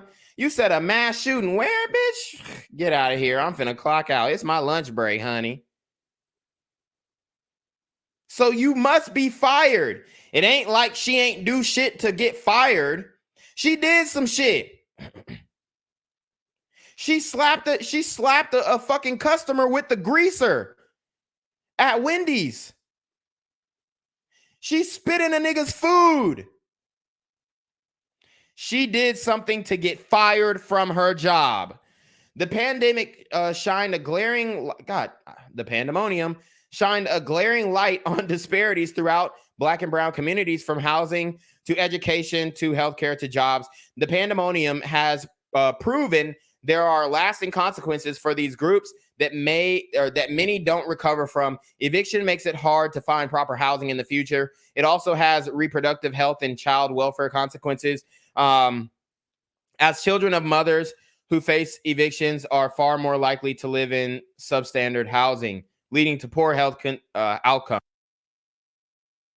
An eviction in the midst of a global pandemic adds other layers of worry and complication for thousands of people. Homelessness is a devastating reality. Shelters are overcrowded, which makes social distancing and quarantining nearly non-existent. So even though Biden snapped his fingers and ended the pandemonium, they still talking about social distancing and quarantining. Okay? Not to mention that most of the time women and children are not thrown out on the street. The truth is that $900 billion CV stimulus plan that includes $25 billion to rental assistance is only a temporary band-aid. It will allow landlords to file evictions. It only blocks them from taking those cases to court. So you can't, what? It's pointless then. Okay, it's pointless. That's just like me filing for unemployment, but it's not gonna get there.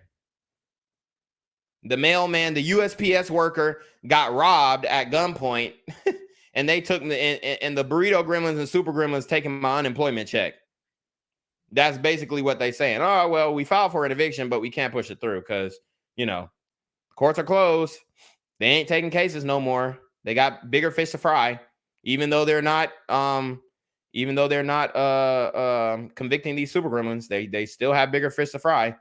What the fuck are the courts really doing anyway?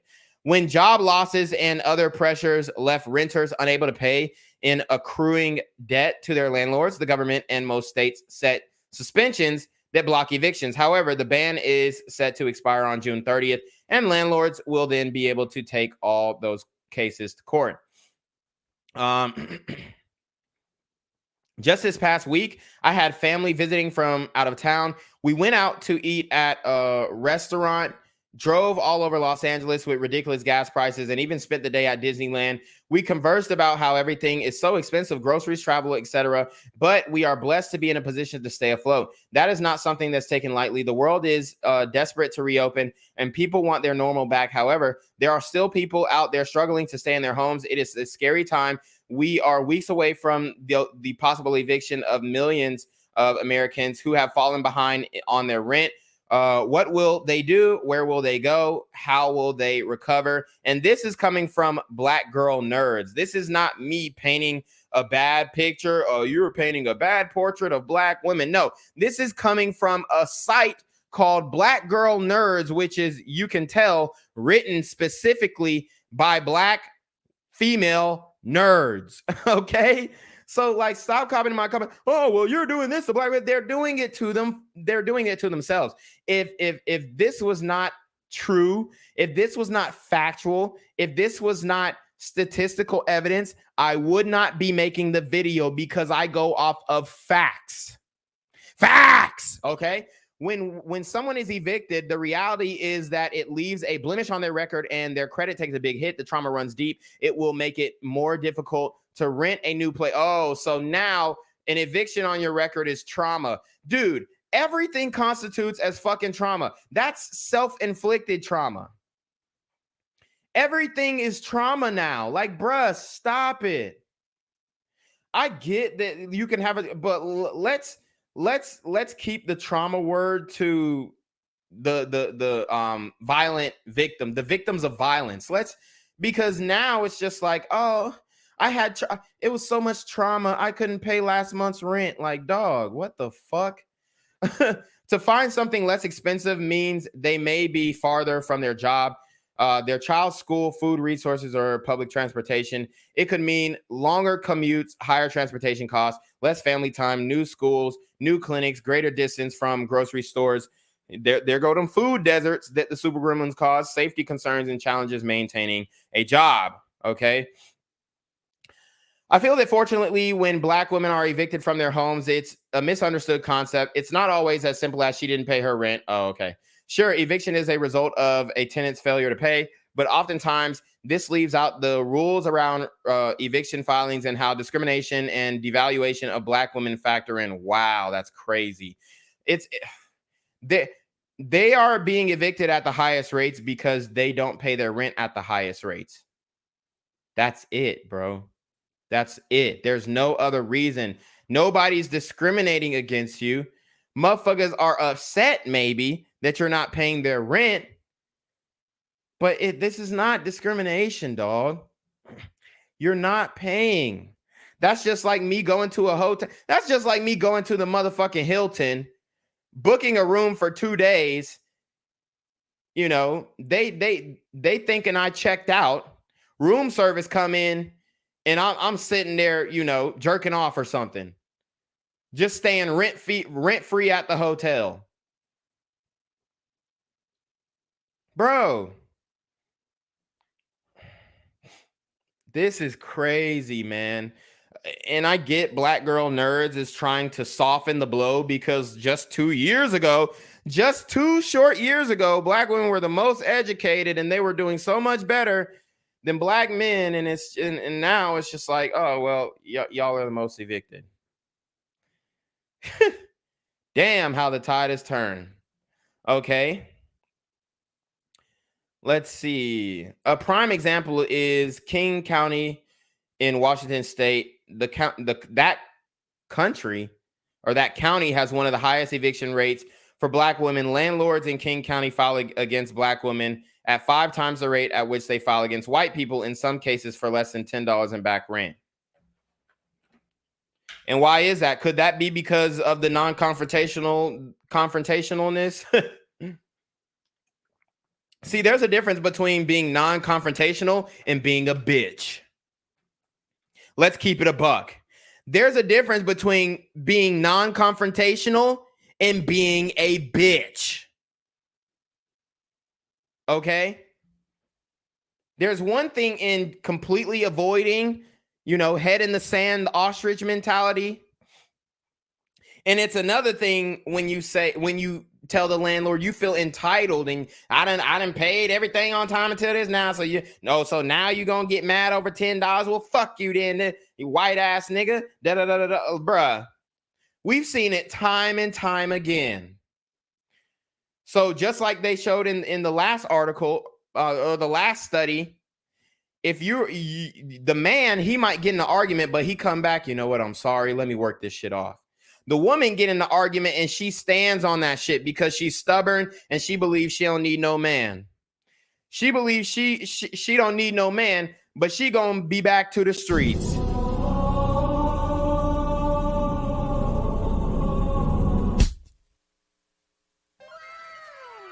She belongs to the streets. Percocets, Miley Percocets. Okay, she gonna be back to the streets. And possibly strung out or with a strung out nigga. For Black women, noisy children, car trouble, and illness or lost hours at work can become grounds for eviction. Noisy children? Come on. Are y'all? Bruh. That's all they are? Just noisy? Oh, it's just some noisy kids. Oh, there goes those kids being noisy again. No. They're playing ding dong ditch with Uzis. They're playing ding dong ditch with automatic weapons.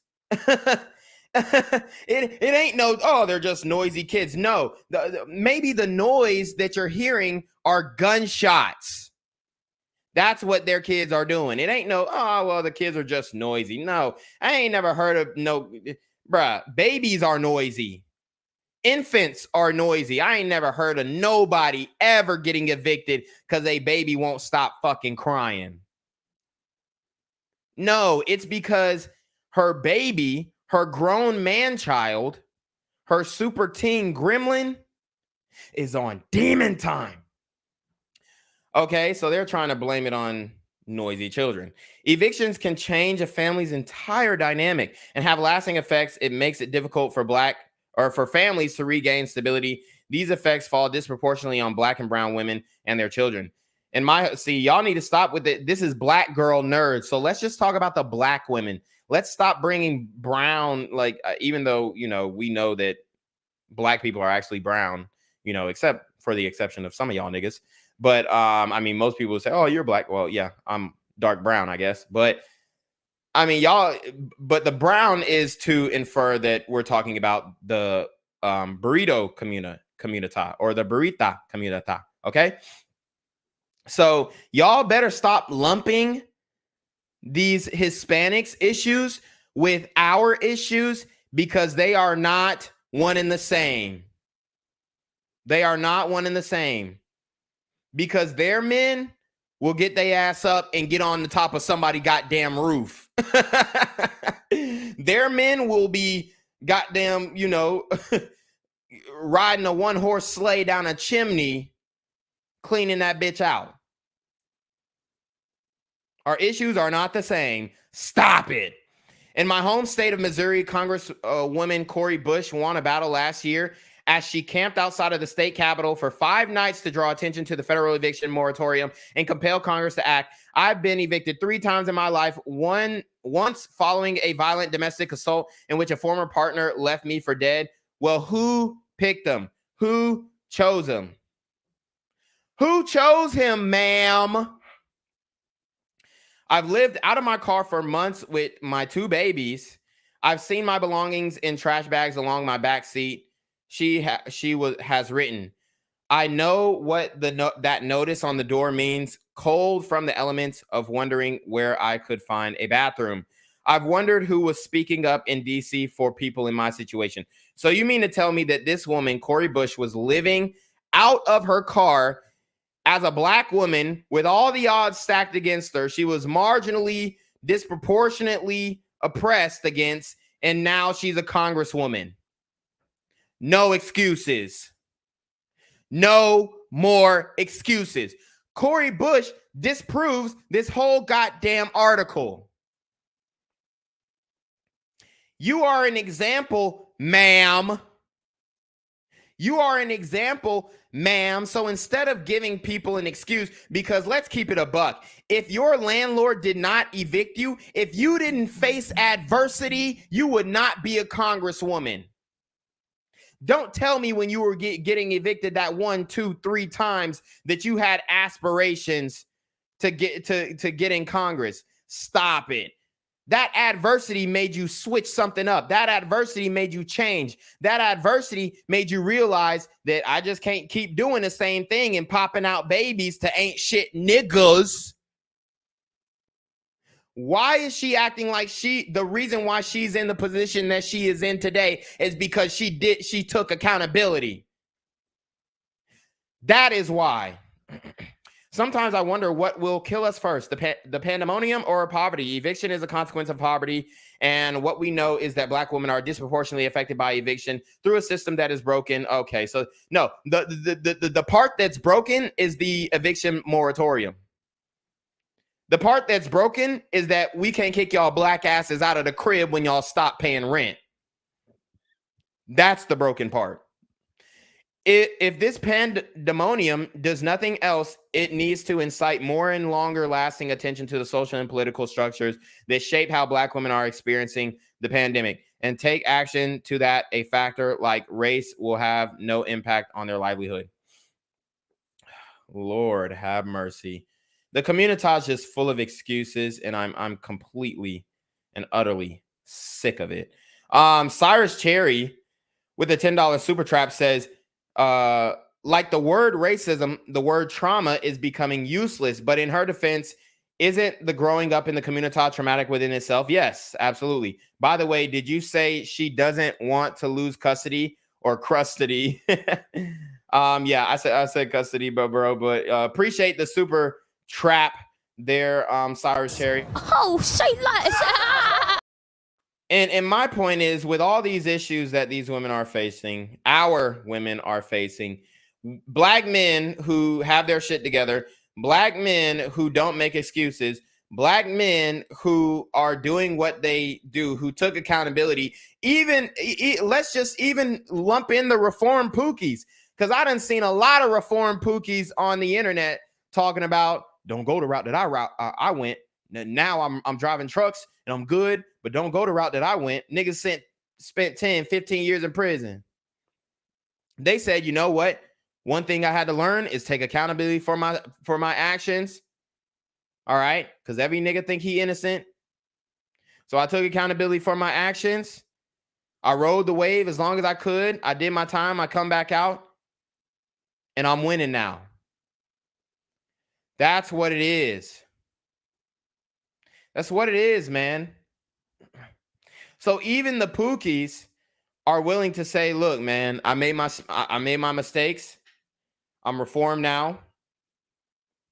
But let's lump those guys. Even the guys who are doing right for themselves, we are expected to take on a woman who got 2, 3 kids by a different man and step up to the plate. Be a big stepdaddy. So we're supposed to step up to the plate and be a man about it. Right. Any Black man who is with a woman who's not an African herself is going to have a difficult time getting respect from me. I believe Black men need to be with Black women. The Black family is under attack. Only 1 out of every 4 Black women gets married. The Black woman is last likely to get married. She's the last married, the first divorced. We have what? 2/3 of our children being raised by working class and impoverished single Black female-led house homes. The destruction of a nation begins in the home of its families. And if we want to save Black people, we have to save the Black family. And in order to do that, Black men have to commit themselves to Black women. All right, guys.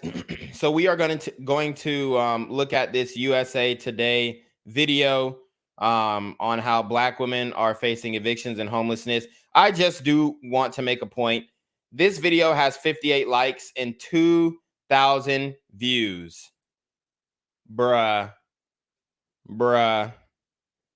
Are you fucking kidding me? I'm sorry. I have to go on I gotta go on a little tangent. I dropped a video yesterday. It has 100 likes and only 454 views. The game is rigged. I got another video, 131 likes, 544 views. The game is rigged. I've got, bro, damn near all my videos get more likes than this shit, but it has more views than mine.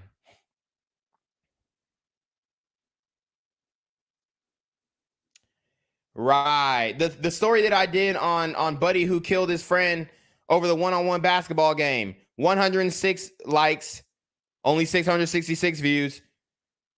The one that I did on Elijah Do It, which we're going to follow up on that one. The super gremlins who are responsible are coming slowly and slowly but surely being arrested. That one had 148 likes, 715 views. Bullshit. Bullshit. And you telling me this USA Today video has 58 likes and 2,007 views. Wow. Fourth turnover of the last two games for Atlanta. And here's a nice carry by Ramondre Stevens. Being evicted, having. Oh, wow. So she has enough money. And this is an issue already. You got enough money to put on them fake ass lashes that are pretty much going to render you lashless in your older age, because every time you pull off them damn lashes, it's pulling some of your actual eyelashes with it. So you're going to have 3 eyelashes when you're age 65. You got money to spend on lashes, and lashes aren't cheap. It's like fucking at least $60 a set. And you have to change the lashes like every other day, if not more often. The ones that you just pull off. So you can buy lashes, but you can't pay your rent. Oh, okay. Surgery, having to go to court. That taught me to have no expectations of anyone other than myself. A full face of makeup, but you can't pay your rent. That full face of makeup costs at least $20 a day. Melody Rivers was evicted from her home in 2019, shortly after finding out she had precancerous polyps and had to have emergency surgery. She was laid off from her job. When she came home from surgery, she had received a 3-day notice to pay her rent, and after pleading her case in court, was evicted from her home. And, you know, it's unfortunate that she got sick. Very unfortunate. But come on, bruh. I know you wasn't wearing makeup during the surgery. It's crazy. Had I not gone to court to stand up for myself, I just think I would have been out on the streets. And I wrote a simple letter, very simple, plain letter. This is what happened. I have short-term disability. I'm waiting. And they're trying to make it seem like every woman who's getting evicted, every black woman who's getting evicted, she suffered from like a fatal illness and had to get emergency surgery. Let me tell you what, this woman's situation is extremely unique. Extremely unique. Okay? This is not the normal situation of how evictions happen. How do I know? Because I am a landlord. This is not normal. This is not the norm. So they're trying to make it seem like every black woman who's evicted, she got cancer and she couldn't pay her bills. She got fired from her job. And this whole sequence of events turned into this shitstorm of being, you know, left out on the street. It's bullshit, complete bullshit. For their approval to issue it, I have this amount of money in cash on hand. The VA administration will pay you XYZ dollars. All you have to do is sign. And that's what I presented to the courts. And he didn't sign. Even though Melody had received funding from Veterans Affairs to help pay her rent, her landlord decided not to accept her VA funding. And she's just making it seem like he just cold-heartedly denied the VA funding. No, he wanted you the fuck out of there. Why? Because like I said earlier, there's a difference between being non-confrontational and being a bitch. There's a difference between being non-confrontational and being a bitch. And let's not act like she was just kind to this landlord. Let's not act like she was just wholesome. And how many times did she cuss this man out? No, seriously. How many times did she cuss this man out? Dumbass white devil, you motherfucking da-da-da-da. That's why this, and that's why that, and that's why, like, bro, come on. By law in Washington state, landlords are not required to accept partial payments. It is so easy to be evicted in Washington state by a blink of an eye, because if you owe a penny, you can be evicted for a penny. And that's good. They're trying to keep the state profitable. It's an attempt at keeping the state profitable. To bring business to the state, to bring more real estate investors to the state, more developers building on raw land. That's how you do it. That's how you do it, by being strict on rent payments and saying, look, man, you owe some money, you can be evicted, point blank. That's why you see so many homeless people out there. Someone is getting ready to put you out in snow. Snow. 4 to 6 inches of snow, because that's how it was then. I had to fight for myself. Because your journey is short. It's short. And everyone out here deserves happiness in life. Everyone deserves the pursuit of happiness in the United States, okay? Not everyone deserves happiness. Like, I hate when they just make these broad, sweeping statements. Did Hitler deserve happiness? Seriously, okay? Like, stop just saying everyone deserves happiness. No, the fuck they don't. And only people in the United States deserve the pursuit of happiness, due to our Constitution. Thank God for that, which is slowly being eroded over time. Well, honestly, it's not slowly anymore. They're calling for the outright abolishment of the Constitution, goddamn. So everybody doesn't deserve to be happy. Evil people don't deserve to be happy. So stop saying that. If you're a bitch to your landlord, you don't deserve to be happy. And you also don't deserve housing. That's not something that you're born with. That's not a God-given right. It's the entitlement, y'all. And that's it, and that's all. So the only thing that's unique about it is my name is Melody Rivers. I had colon cancer. I was evicted. But by the grace of God, I fought for me. I fought for myself. So did she get evicted? What do you mean you fought for me? Did she get evicted or not? Did he just file the papers and that was it? Or did she actually get evicted? I mean, the point has been made, essentially. I've got I've got hella more articles on this. I guess USA Today was the most, the USA Today article, we're not going to read the whole thing. I've got 1, 2, 3, 4, 5 more articles on this. I can't read them all. We got through a lot. But I'll briefly. Okay, I'll read this one because it's short, and then I'll briefly skim through the USA Today article. But I appreciate you guys staying with me for this long. Y'all see how the numbers are being played with. Obviously, my notifications aren't going out I have 6,000 subscribers. We should at least have 10% of the subscriber rate in here, which would be 60 people. But I'm thankful for the 38 people who are in here. So make sure you guys like the video. Make sure you comment on the video immediately after the video. Make sure you share the video while we're streaming and after we're streaming to get the word out here. Bro, we cannot let these motherfuckers just like come up with random excuses for why they're failing in life. Okay. And this was April 13, 2022.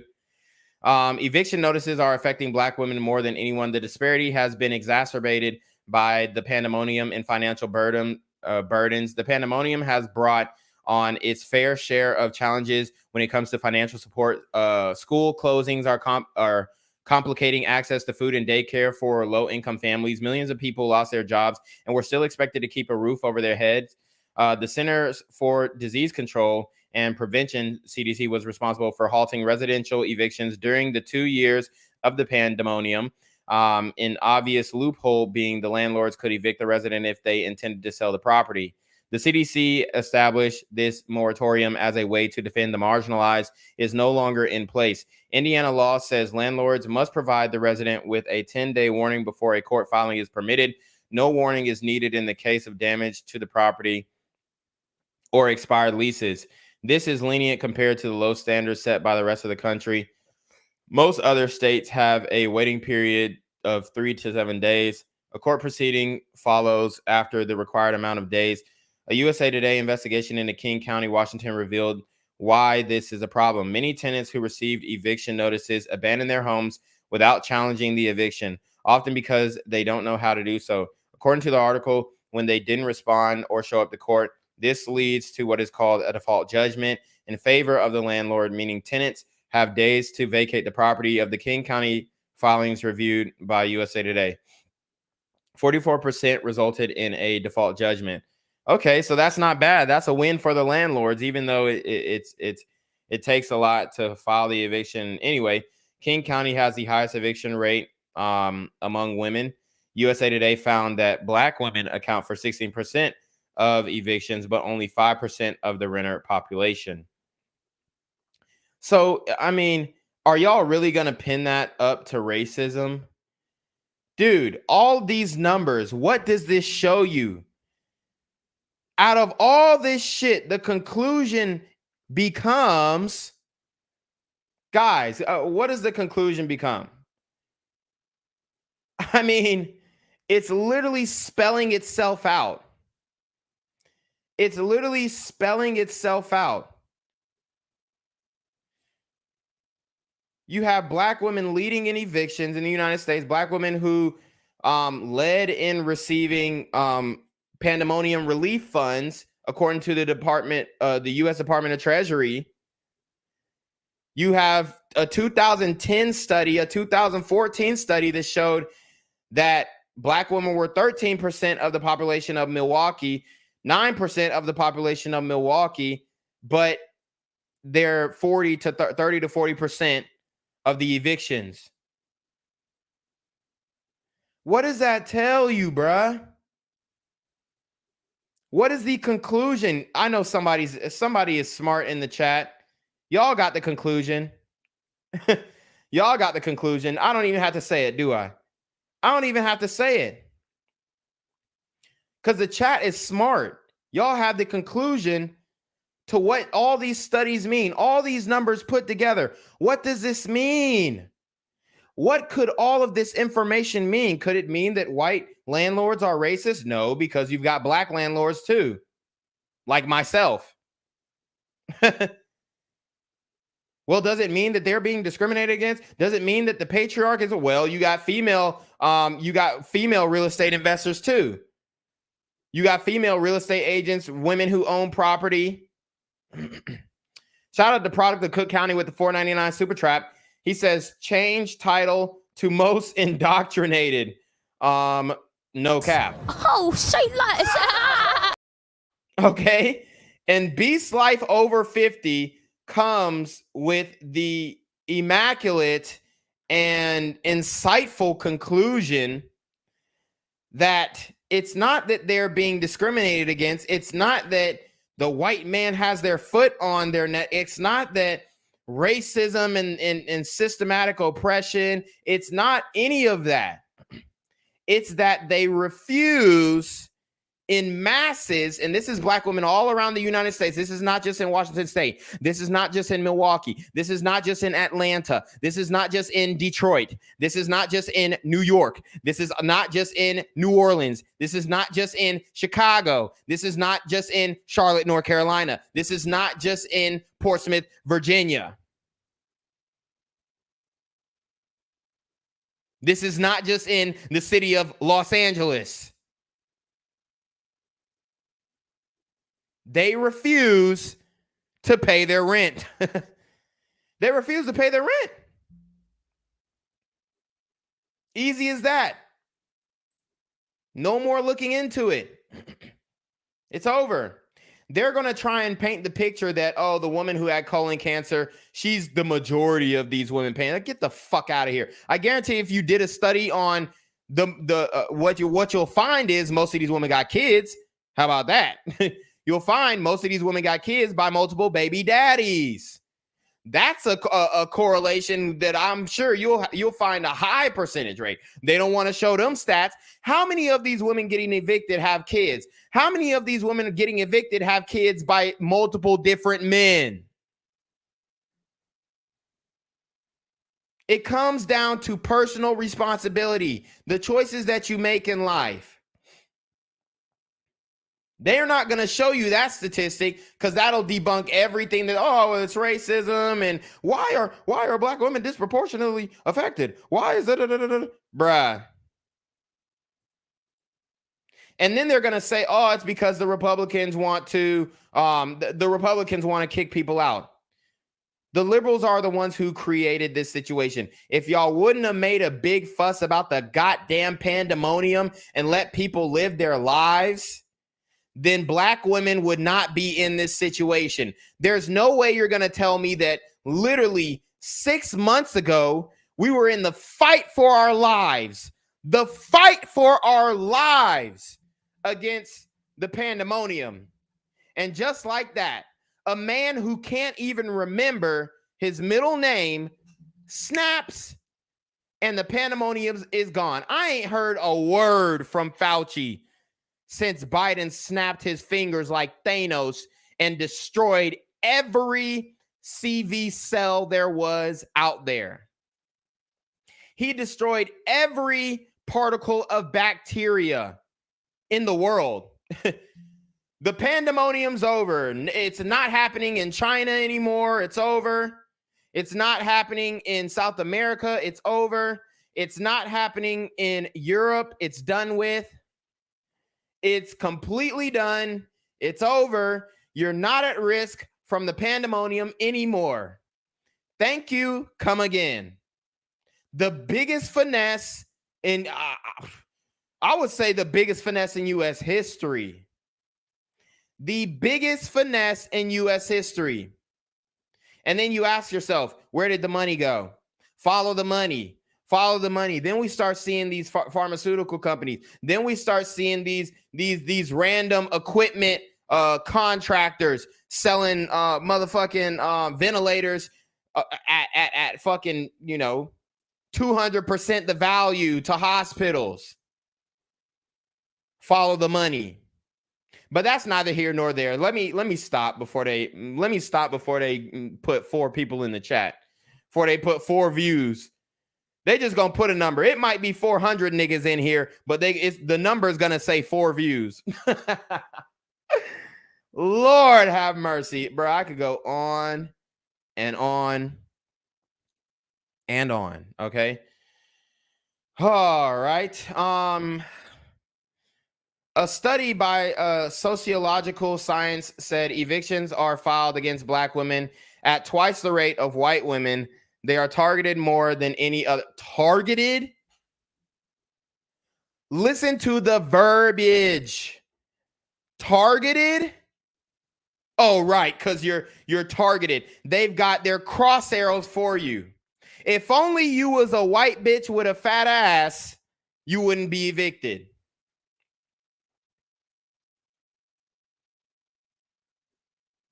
If only you had blonde hair and white skin, you would not have been evicted.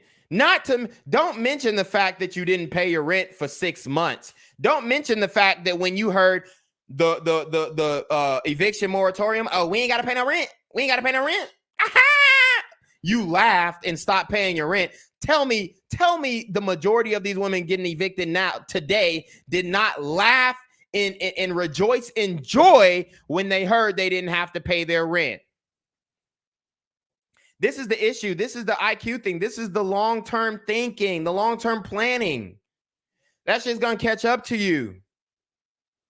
Being a piece of shit renter, not paying your rent just because you can, just because I can. Tell me that wasn't the justification. Tell me they weren't rejoicing. Tell me, bruh. Oh, Lord. Oh, thank you, Jesus. I ain't got to pay my rent. Thank you, Lord. Once that shit was announced, they tell me they didn't go to church and praise God.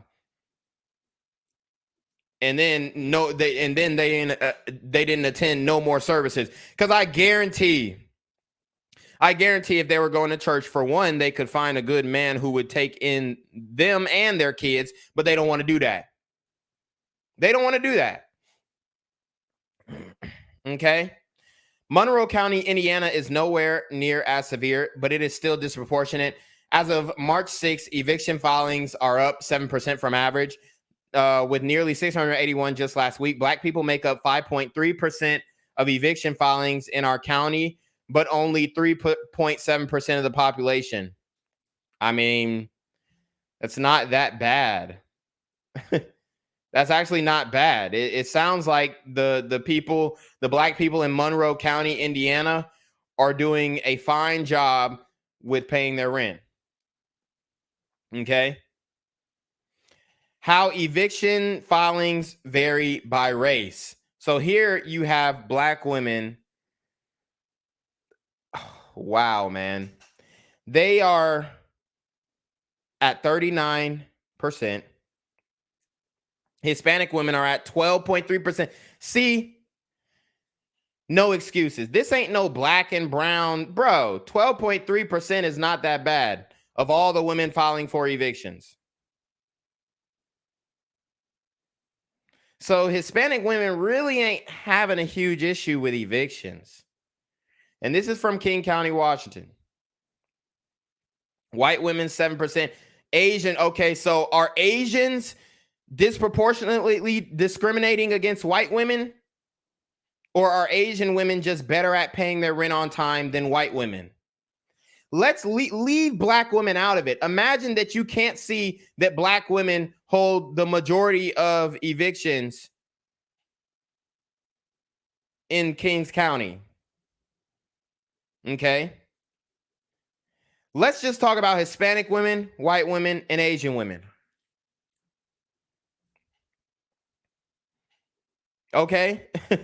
Are Asian women disproportionately got their foot on their neck, on white women's necks? Do white women disproportionately marginalize? And I thought it was a male problem. I thought it was because these misogynistic landlords were kicking women and children out on the streets to fend for themselves. So which one is it? They got to blame everything but these goddamn bitches, man.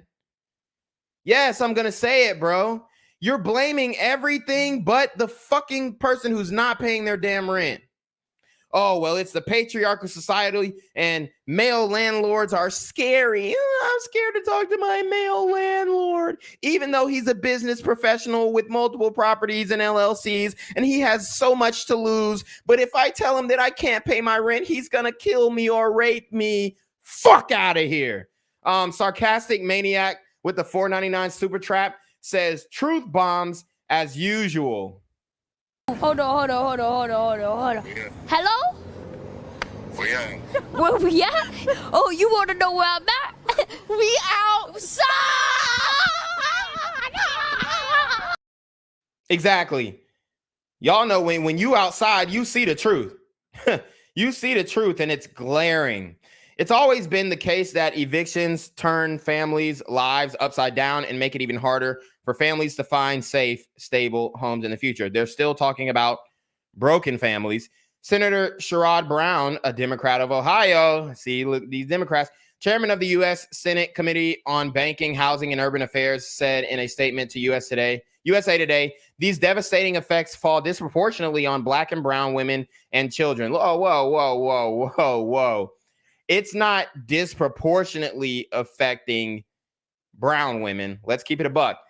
I would say it's disproportionately affecting Black women, but they're disproportionately affecting their damn selves. Just like Black women are disproportionately more educated than Black men. Yeah, but y'all asses getting evicted. So you're smart. You got all these degrees, but you can't find a way. You can't figure out a way to pay your damn rent. So I wouldn't say it's, they're disproportionately Black and brown women. Look, Hispanic women are almost 2 times as likely to be evicted as white women. White women are 2 times as likely to be evicted than Asian women. So it's not it's disproportionately. Let's just keep it a buck. When it comes to that money, when it comes to that bag, when it comes to finances, these Asian women are better than you. When it comes to that bag talk, when it comes to finances, these white women are better than you. When it comes to that bag, when it comes to that finances, these Hispanic women are better than you. That's what it comes down to. So if you want to change the narrative, for one, stop having all these damn kids that you can't take care of.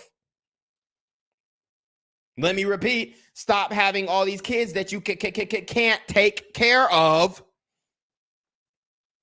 And pay your damn rent on time. When you hear rent moratorium, say, you know what? I want to set an example for Black women. I'm not going to miss a payment. No matter what I got to do, I got to work 60-hour weeks. I'm not going to miss a payment.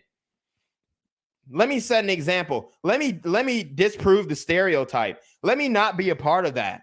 Let me not fall in line with this statistic. Oh, no, but we ain't got to pay rent, so I ain't going to pay rent. That's the attitude. Shout out to Maine with the 499 Super Trap. He said, these super gremlins are on demon time. Back. Oh, say less. All right. Boy, we cooking today. Lawmakers seem to be turning a blind eye at a time when many find themselves needing government aid to get back. Being made homeless can cause a cycle of low-income living, robbing Black women. Look, the only people who are robbing Black women are, like Maine said, these super gremlins on demon time. Like, stop it. Robbing Black women? What about the goddamn landlords? The Black women are robbing the landlords. Every month that you don't pay up, you're robbing me. I've got a mortgage to pay. I've got insurance to pay. I've got, sometimes electric and all that gas is included. I've got all these bills to pay. Every time you don't pay your rent, you are robbing me. Every month, strong arm robbery. Every month. Robbing Black women of a place to live and leaving them to fend for themselves on the streets increases the chances of violence against them. A study performed by the National Library of Medicine examines the chances of violence the likelihood of violence being inflicted against them is already high, especially when it comes to the men that they choose. Okay. A study performed by the National Library of Medicine examines mortality rates among homeless women. They found that women living on the streets have significantly higher rates of death than if they were housed. Yeah, no shit. I mean, that's literally a fucking like, that's just a useless statistic. Oh, well, you're more likely to live if you're in housing than you are if you're fucking homeless. Yeah, no shit. Yeah, I mean, duh. That's a useless statistic. That's something that everybody already knew. Like, what the hell? Are you serious? Like, that's the best y'all could come up with? Oh, well, a study from the National Library of Medicine. I ain't even had to study that shit to know that. Oh, well, it's not true if it ain't a study. Yeah, all right. It's not true if it's not in, if it didn't get peer reviewed 350,000 times. Oh, it has to get peer. Is that a peer reviewed study? That's what them bitches be saying. Is that a peer reviewed study? Who peer reviewed it? Can I know the doctor's name? Oh, okay, it doesn't count. It was a study done by men. Meanwhile, the women aren't even doing fucking studies out this bitch. Not the majority of them. A study performed by the National Library of Medicine examines mortality rates among homeless women. They found that women living on the streets have significantly higher rates of death than if they were housed. This is due to lack of resources made available to help them. The dehumanization and destruction that come with eviction are not worth it in a country where nearly 1 in 10 homes are vacant. Supporting Black women means not allowing people to die in the street and instead providing them with the resources they need to live. Now that last paragraph has my blood boiling. Oh, well, supporting Black women means not allowing them not allowing people to die in the street and instead providing them with the resources they need to live. You know why that pisses me off? Oh, well, supporting Black women means, don't let them die in the street. You're letting Black women die in the street. How many stories do I have of, Black women dying in the street? How many stories do I have of Black women dying in the street and nobody gives a fuck? How many stories do I have of Black women and their children dying in the street, being robbed at gunpoint, and they don't want the message to get out? This is not about protecting Black women. This is not what it's about. Otherwise, this article, the IDS article, the Indiana Daily Student article, would not have as many clicks as it does, would not be on the front page of Google if it was about protecting Black women. My content would be on the front page of Google. How many stories do I have of Black women not being protected, but they don't want the story to get out? How many stories have I done of whoever they is, the powers that be, allowing Black women to die in the streets because they can't get the resources that they need? We just did a story on a man, Cameron Hogg, killing Asia Womack over a game of basketball. We did a story on Kermit Ruffin's daughter. Okay. Kermit Ruffin's daughter, who is shot and paralyzed in the womb. She ain't even a woman. She was a clump of cells and she got shot. As they like to say, she was a clump of cells. It's just a clump of cells. Abort the baby. Abort the bitch. She was a clump of cells. So she's a clump of cells and she gets shot. Forced the mother into an emergency C-section, which could have taken her life, might I add. What is this one looking like? Shit. How many views does it have? 444. Yeah, they don't want it to get out.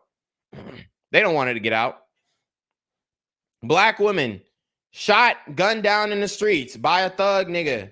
Her baby daddy, I guess, or her boyfriend. They don't want the story to get out there.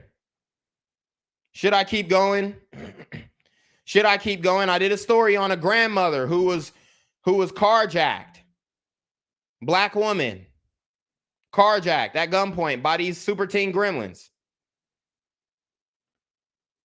But it's about protecting Black women. It's about this whole eviction moratorium is about protecting Black women so that they don't die in the streets. Ma'am, they're already dying in the streets. They're already dying in the streets. And guess what? Nobody gives a fuck. Nobody's looking to protect them. Nobody is looking to get information out that would help them. Do a background check on these niggas that you fucking. How about you give the nice guy an actual chance? Maybe he don't have to have 2011 tattoos, be sagging his pants, and be a scammer or a drug dealer for you to take him seriously. Maybe he could be a 9-to-5 guy.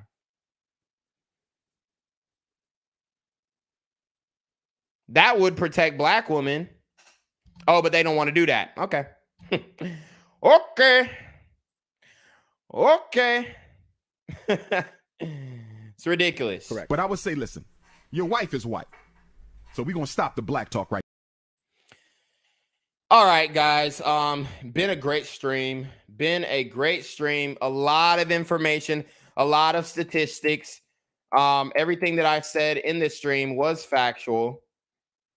Okay. We pulled from multiple different sample sizes. We went from Milwaukee to Atlanta to Washington. We even got studies from the U.S. Department of Treasury. We got studies done in 2010, 2014 that shows the behavior, that shows the unaccountability. So, guys, make sure you check me out at BGZM News 17.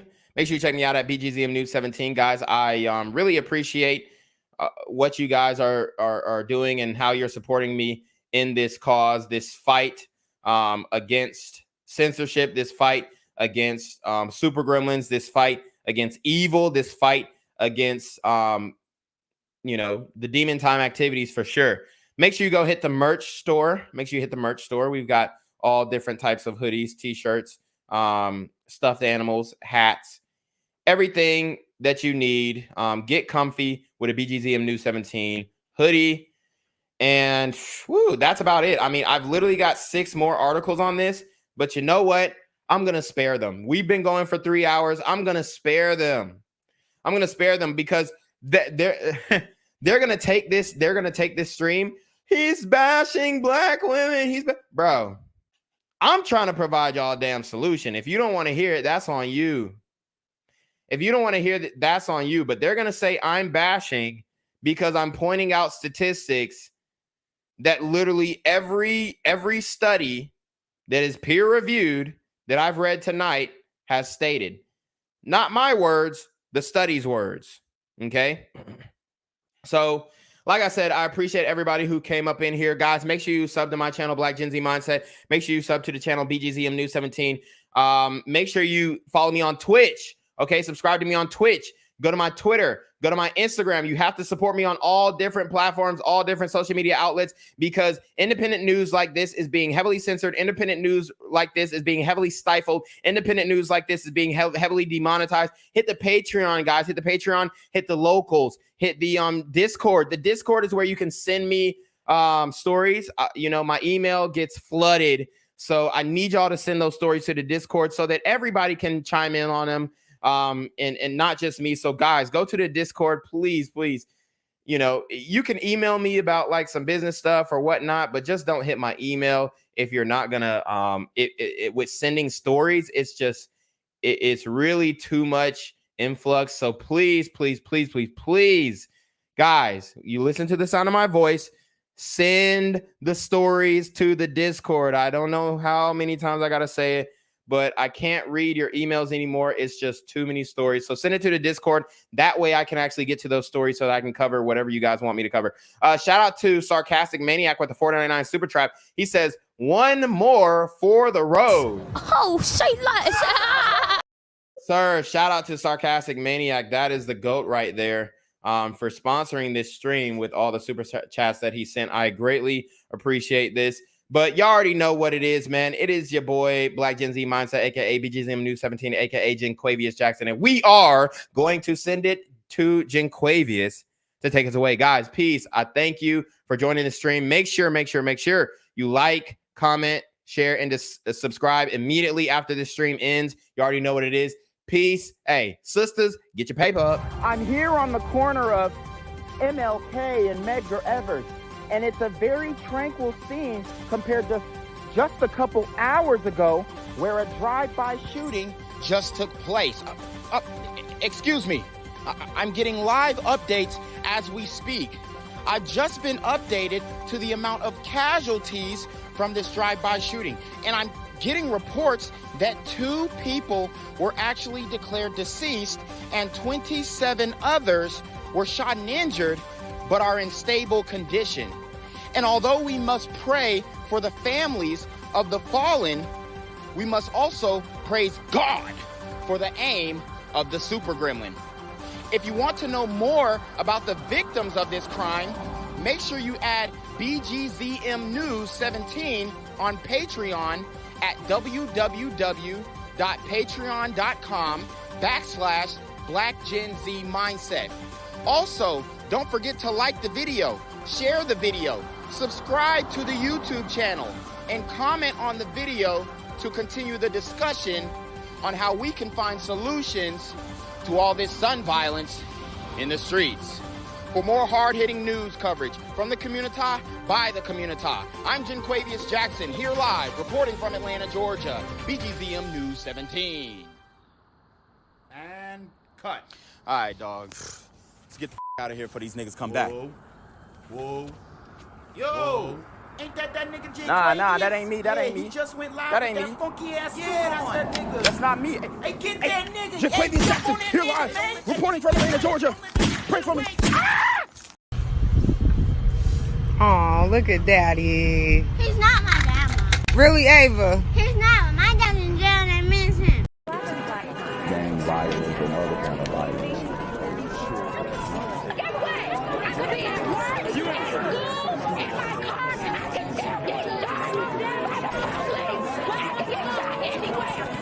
So it is what it is.